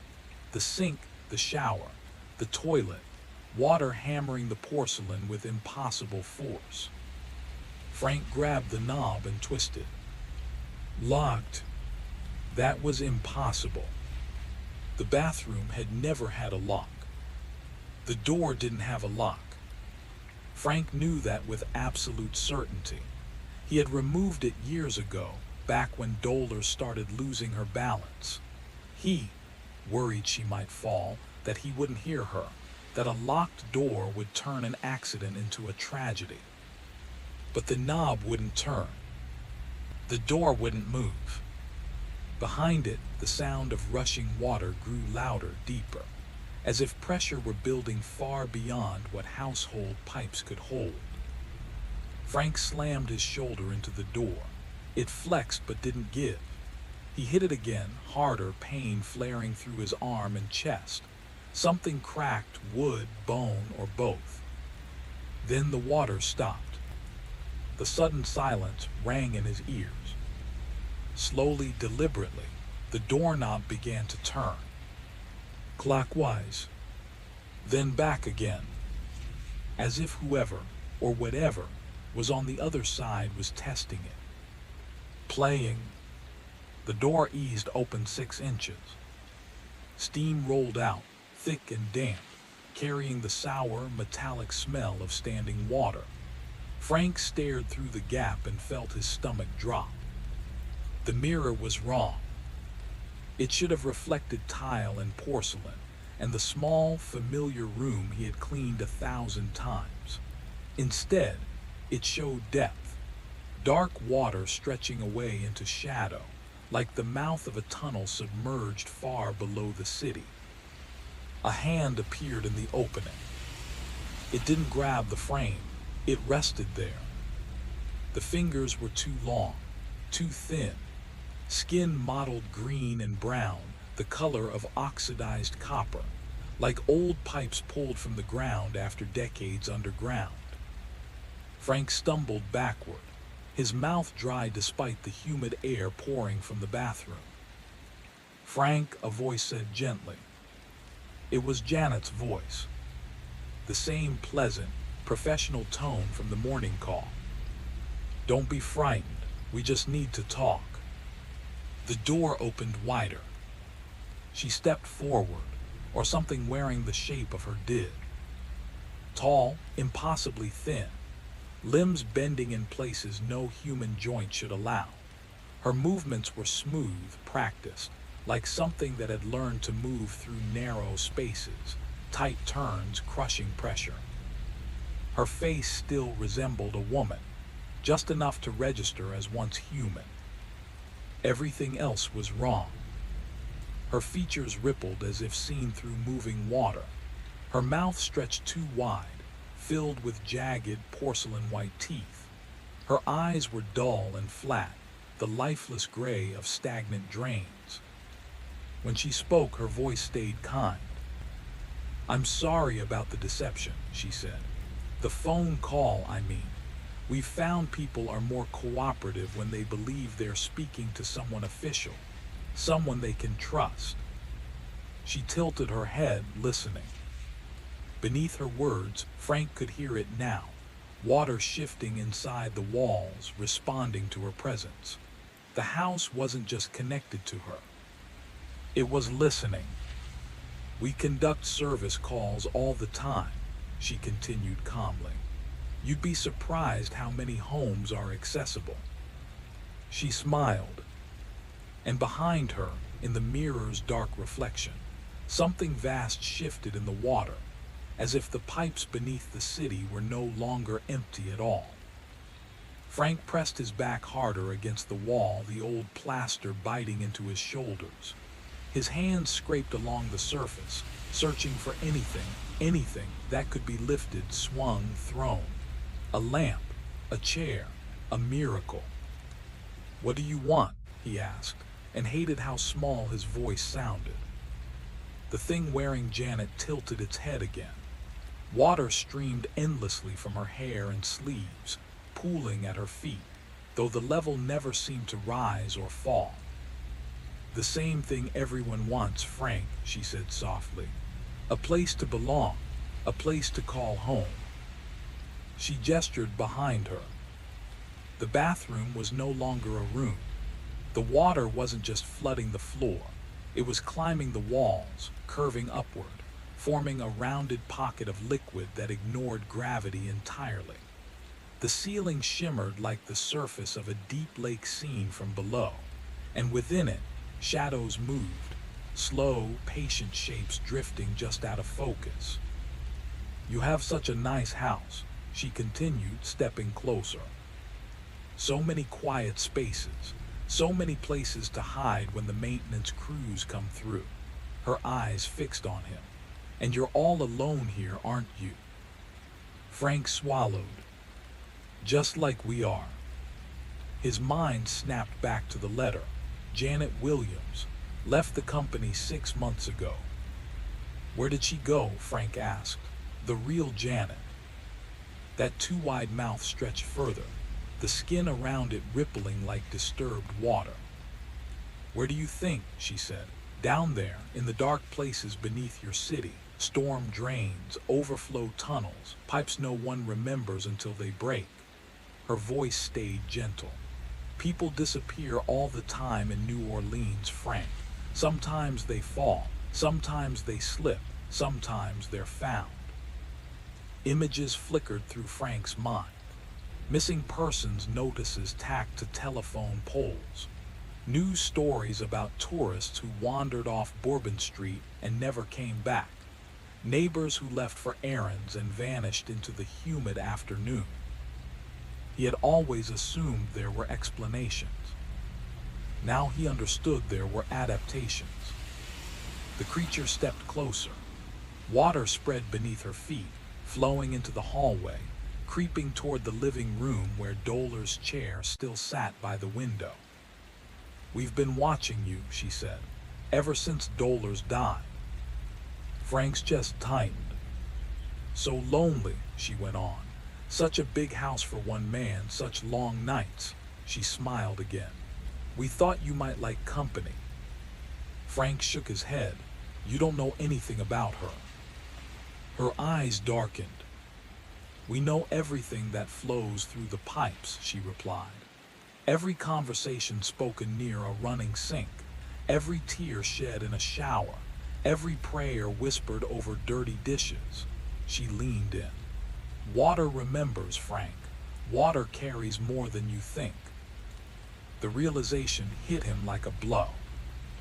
Every private grief, every breakdown he thought no one had seen, Dollar's name spoken into empty rooms while the tap ran. None of it had been private. You could be with her again, the creature said gently. Not as you are, but as something that belongs, something that fits. Behind her, the water swelled, and within it Frank saw shapes forming, faces pressed just beneath the surface, mouths opening and closing without sound. One of them looked like Janet. Another looked like someone Frank almost recognized. The house creaked, as if settling into a final decision. Come home, the thing whispered. And for the first time since Dollars died, Frank understood exactly how drowning could feel like rest. Water. They're not police anymore, the creature said calmly, following his gaze. Not down here. The pounding grew fainter, slower, as if whatever was striking the door had begun to understand the futility of the effort. Frank watched bubbles rise past his front window like slow, drifting prayers. His living room clock floated off the wall, ticking once more before vanishing into the dark. I don't want this, Frank said, though the words felt thin in his mouth. I just want to be left alone. The thing that had been Janet regarded him with something like sympathy. Being alone is what called us to you, she said. You were already halfway here. The water reached his knees. It was heavy now, pressing against him with deliberate insistence, filling his clothes, pulling at his balance. Every breath felt smaller than the last. The house shifted again, settling deeper, the sounds of wood and nails stretching into something long and mournful. You'll see her, the creature added softly. Not as she was, but as she's become. Dollars adapted quickly. That broke him. Frank lunged forward, slipping, grasping blindly for the kitchen counter. His fingers closed around nothing. The water surged, lifting him off his feet with surprising gentleness, cradling him like a tide that already knew his shape. I don't belong with you, he said, coughing as water filled his mouth. I belong up there. The creature knelt beside him, her face close now, eyes vast and dark. You belong where the water takes you, she replied. That's always been true. The last thing Frank saw before the pressure overwhelmed him was his reflection in the darkened window, his face already blurring, already softening at the edges, as if the water were deciding how to remake him. Above on Magazine Street, neighbors would later report that Frank Delqua's house had simply settled. The foundation gave way, they said. Old pipes, poor infrastructure, a city built on water finally reclaiming one more forgotten place. No body was ever found. Months later, city workers would complain about strange sounds in the pipes near that block. Scratching, movement, voices that sounded almost human when the pressure dropped just right. And sometimes, if you turned on the tap very late at night, you might hear a man's voice beneath the running water, calm now, distant, no longer afraid. Just another resident. Finally home. Things rushed toward him through the water, their movements sudden and violent, but Frank refused to release his grip. His fingers dug in, finding purchase where a throat still pretended to be a throat, where bones still remembered how to break. The pressure in his chest became unbearable. Fire bloomed behind his eyes. Still, he held on. In that moment, balance between breath and drowning, between terror and resolve, Frank thought of Dollars one last time. Not her death, not the silence she left behind, but her laugh. The way she used to squeeze his hand twice when she was proud of him.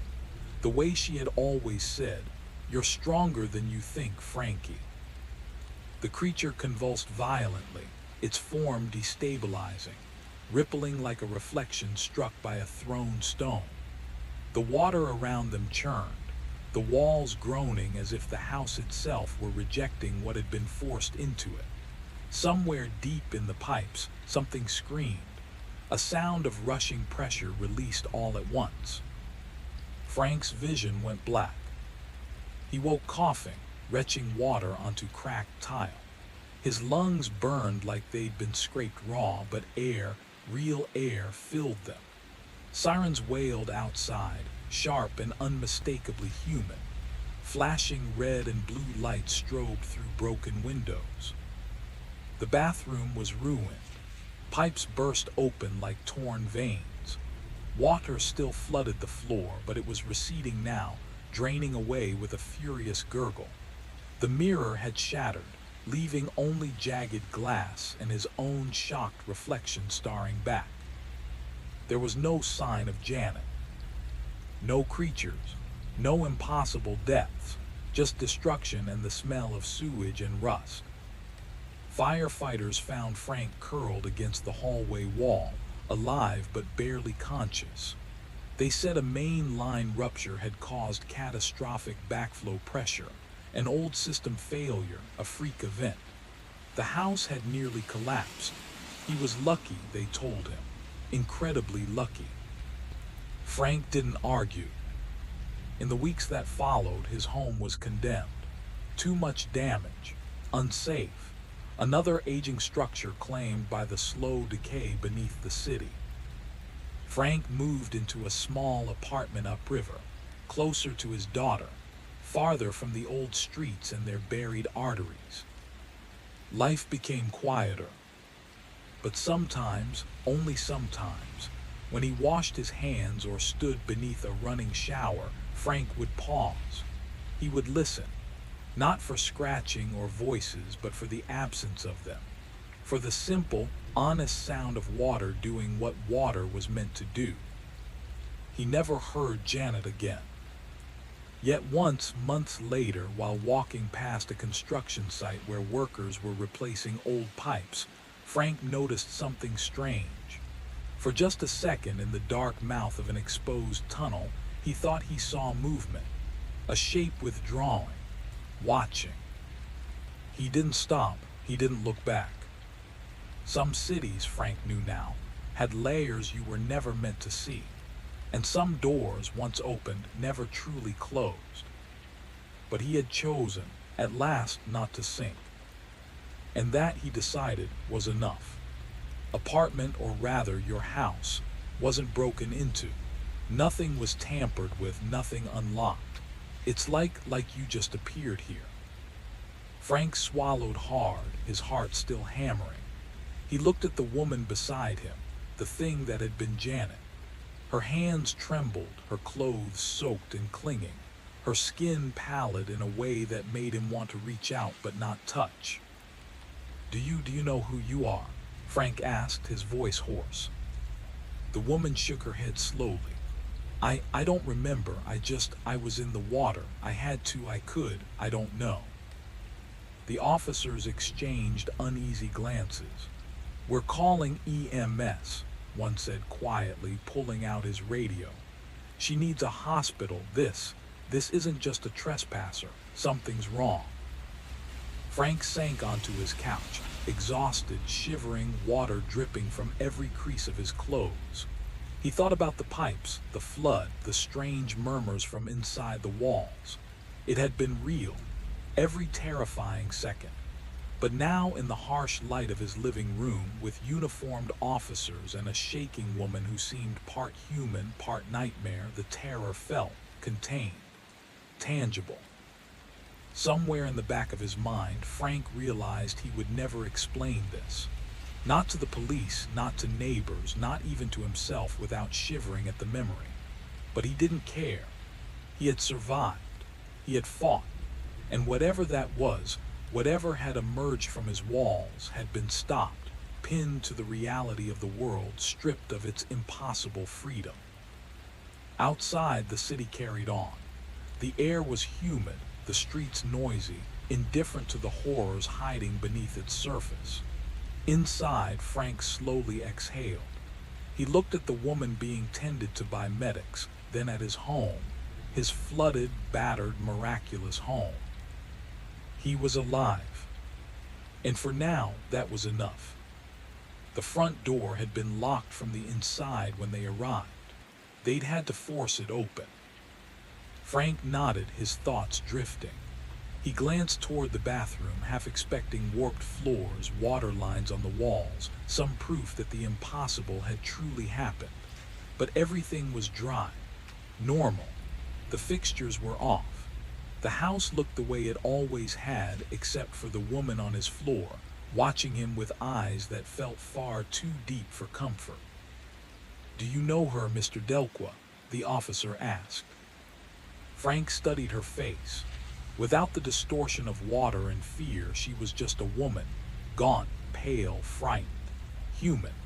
And yet when their eyes met, he saw something else beneath the surface. Something that remembered pressure and darkness.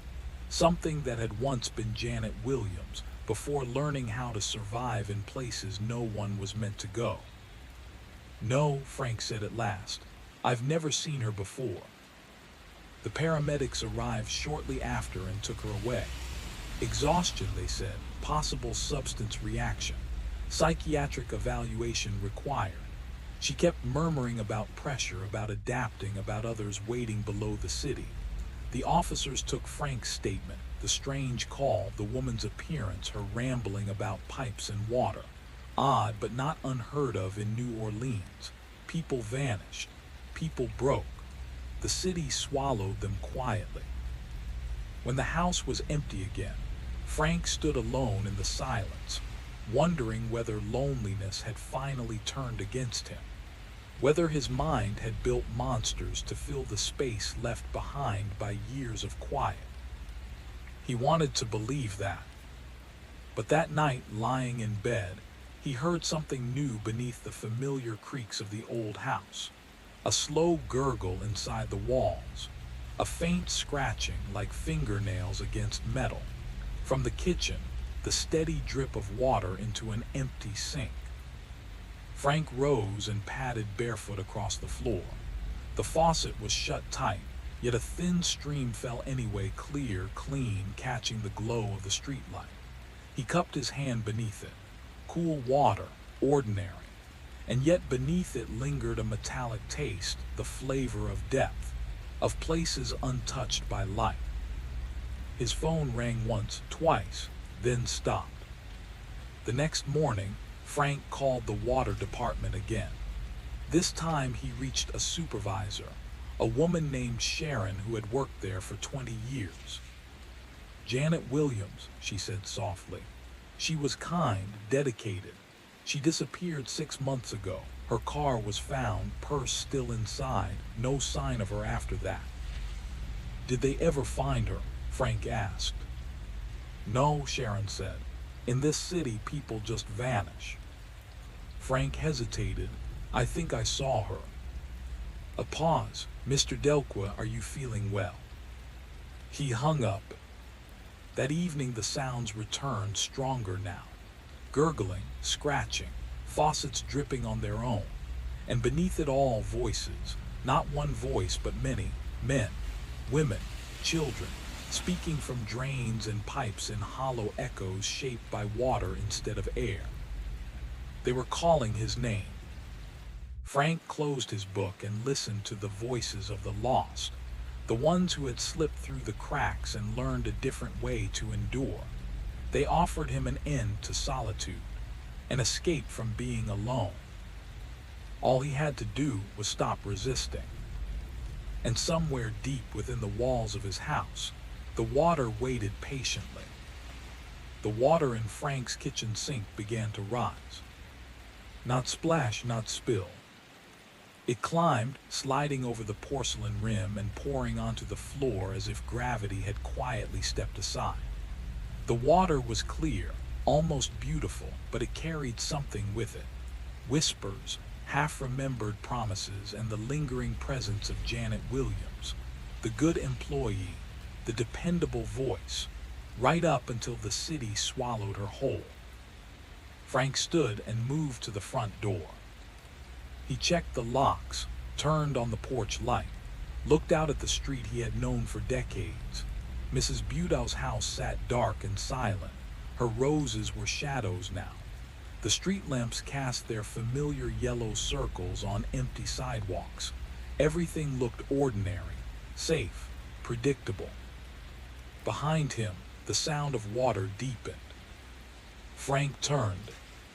The overflow had spread beyond the sink, beyond the rules that governed solid walls and sealed ceilings. Water streamed upward now, along the walls, across the ceiling, forming impossible waterfalls that poured toward the sky. The kitchen no longer felt like a room, it felt like a breach. And from the center of the floor, something began to rise. Not Janet. A man in his 30s emerged, wearing a city maintenance uniform soaked dark with water. His name tag read Carlos. His skin bore the dull green tint of oxidized pipe metal, and his eyes were flat and depthless, like water that had never known light. "Evening, Frank," Carlos said, his voice echoing with the hollow resonance of storm drains and forgotten tunnels. "We're here to finish the installation." More figures surfaced from the impossible flood. An elderly woman in a hospital gown. A teenage boy wearing a Saints jersey. A businessman in a stained suit, his tie floating gently in the current. Each of them moved with the smooth certainty of creatures, built for narrow passages and tight spaces. Each of them carried the unmistakable marks of adaptation. Frank recognized them. Faces from old news reports. Names that had quietly vanished from the city's memory. The businessman, gone from the French Quarter 18 months ago. The teenager, never made it home after a Friday night game. The elderly woman walked out of her nursing home and simply ceased to exist. Until now. "What installation?" Frank asked, though his chest already felt heavy with the answer. Carlos gestured. The walls shifted. Pipes, new ones, were growing through the house like metallic vines. They twisted through the kitchen, burrowed into the bathroom, threaded through the bedroom, and disappeared into places no blueprint had ever allowed. "Your house is being integrated," Carlos said calmly. "Connected to the network. Soon, you'll be able to move anywhere in the city without ever seeing sunlight again." He smiled, slow and patient. "Doesn't that sound convenient?" The water reached Frank's ankles, but this time it felt different. Warmer, almost welcoming. The voices in the pipes had grown into a chorus. They hummed lullabies that didn't belong to any language Frank knew, words that flowed and curled like water itself. Some sounded like prayers, others like bedtime songs meant for children who would never wake up. The sound filled the house, seeping into every room, every memory. Frank thought about the silence he lived with, the empty chairs at his table, meals eaten standing up because sitting alone felt too deliberate, morning walks where fewer faces looked familiar each year.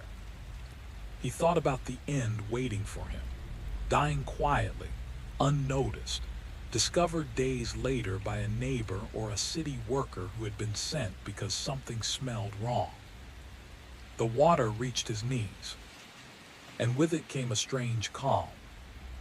Maybe this wasn't terror.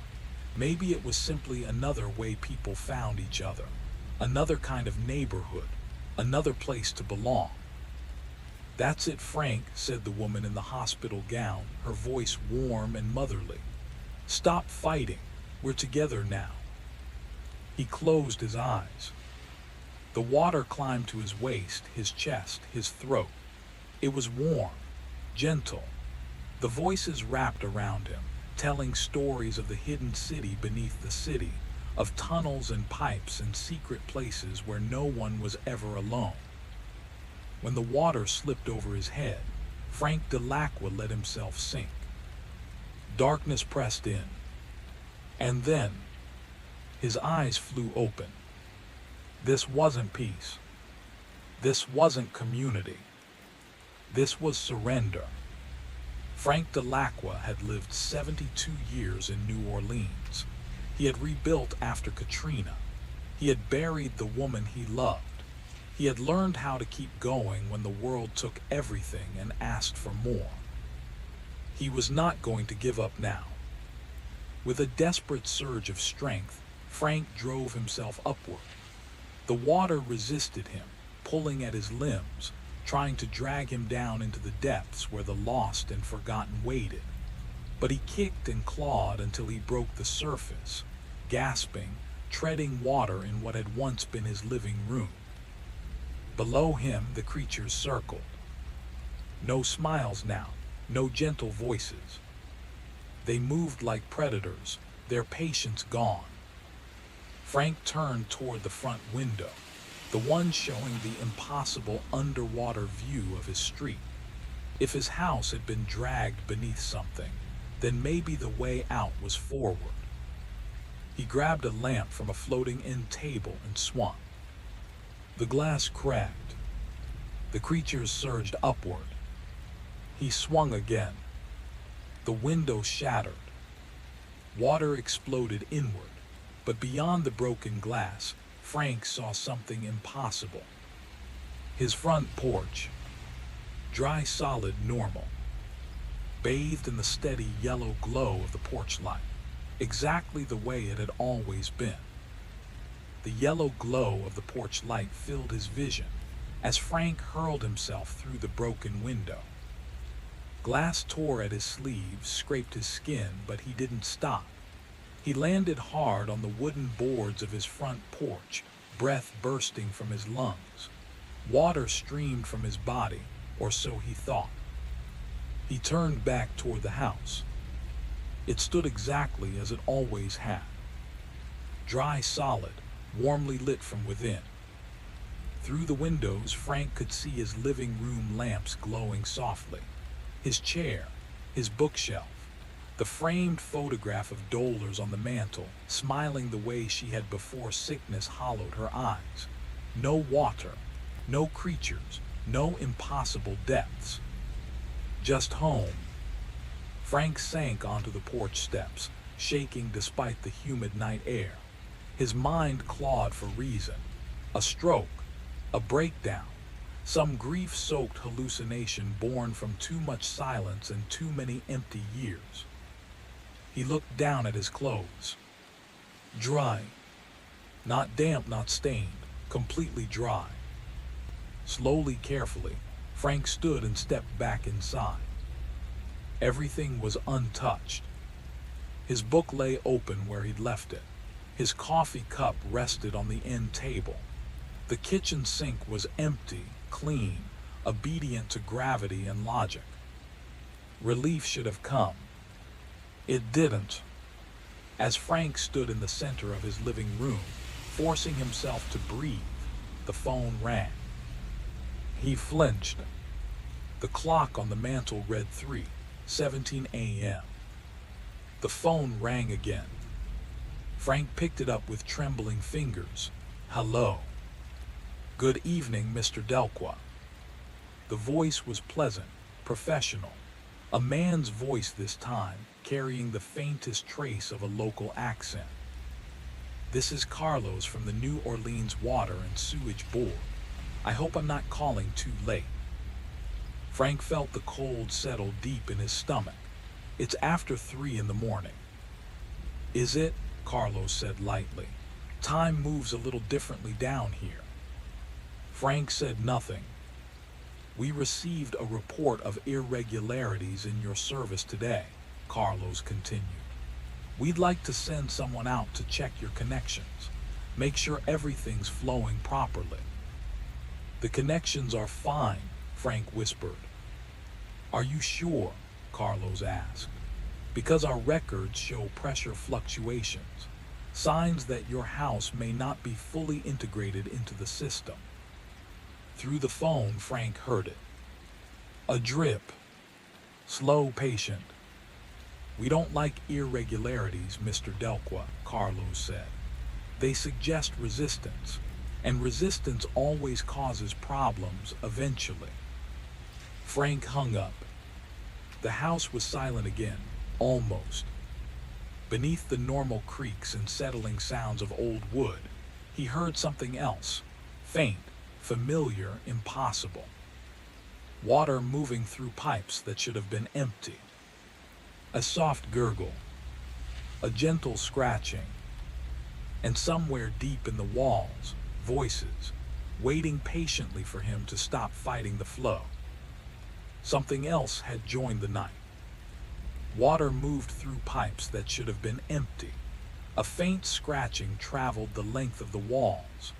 Voices whispered his name with patient familiarity.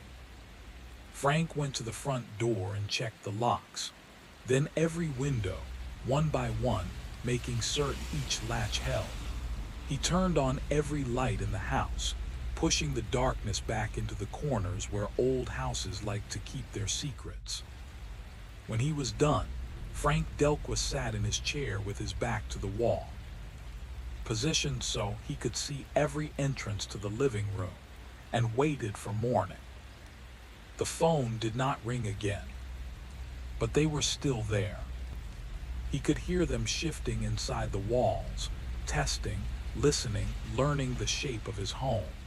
The lost and the forgotten, the adapted, the transformed, all of them searching for new members to join their hidden community beneath the city. They would return, of that Frank was certain. Maybe not tonight, maybe not tomorrow, but soon. They had patience measured in decades, and Frank was only one old man living in a house full of pipes, drains, and quiet points of entry. Still, Frank Delqua had survived Hurricane Katrina. He had buried the love of his life and learned how to wake up the next morning anyway. He had faced the kind of loneliness that hollowed men out and was still standing. He wasn't ready to sink, not yet. As the first light of dawn filtered through the windows, the voices in the walls faded, retreating to whatever depths they called home. Frank knew they were only waiting for darkness to return, for the city to sleep, and for the infrastructure to carry more than water through its hidden arteries. He looked at the phone and considered calling someone. The police, a doctor, a priest. What would he say? That his house was being stalked by the disappeared, that the city's plumbing had learned how to hunt. Instead, Frank picked up his book and began to read. The same book he had been working through for weeks, the same pages he had read again and again. This time, the words felt heavier, steadier. Proof that some things remained solid, that not everything had to change, adapt, or sink into impossible depths. Outside, New Orleans woke as it always did. Mrs. Budrow would tend her roses. The mail would arrive. Life would continue in its ordinary, predictable way.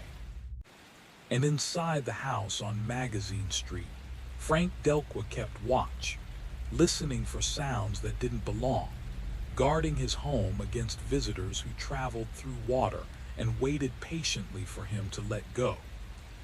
Perfect ending. That last paragraph ties the story together with a chilling sense of ongoing suspense. It frames Frank not just as a survivor of grief and the city's chaos, but as a sentinel against something far older and stranger lurking beneath. The imagery of water carrying messages and the war beginning gives the story a lingering, haunting tension. If you want, I can also suggest a few ways to make the final lines even punchier for maximum impact, like adding a sharper cliffhanger or a sensory detail that makes the reader feel the hidden city beneath him. Do you want me to do that?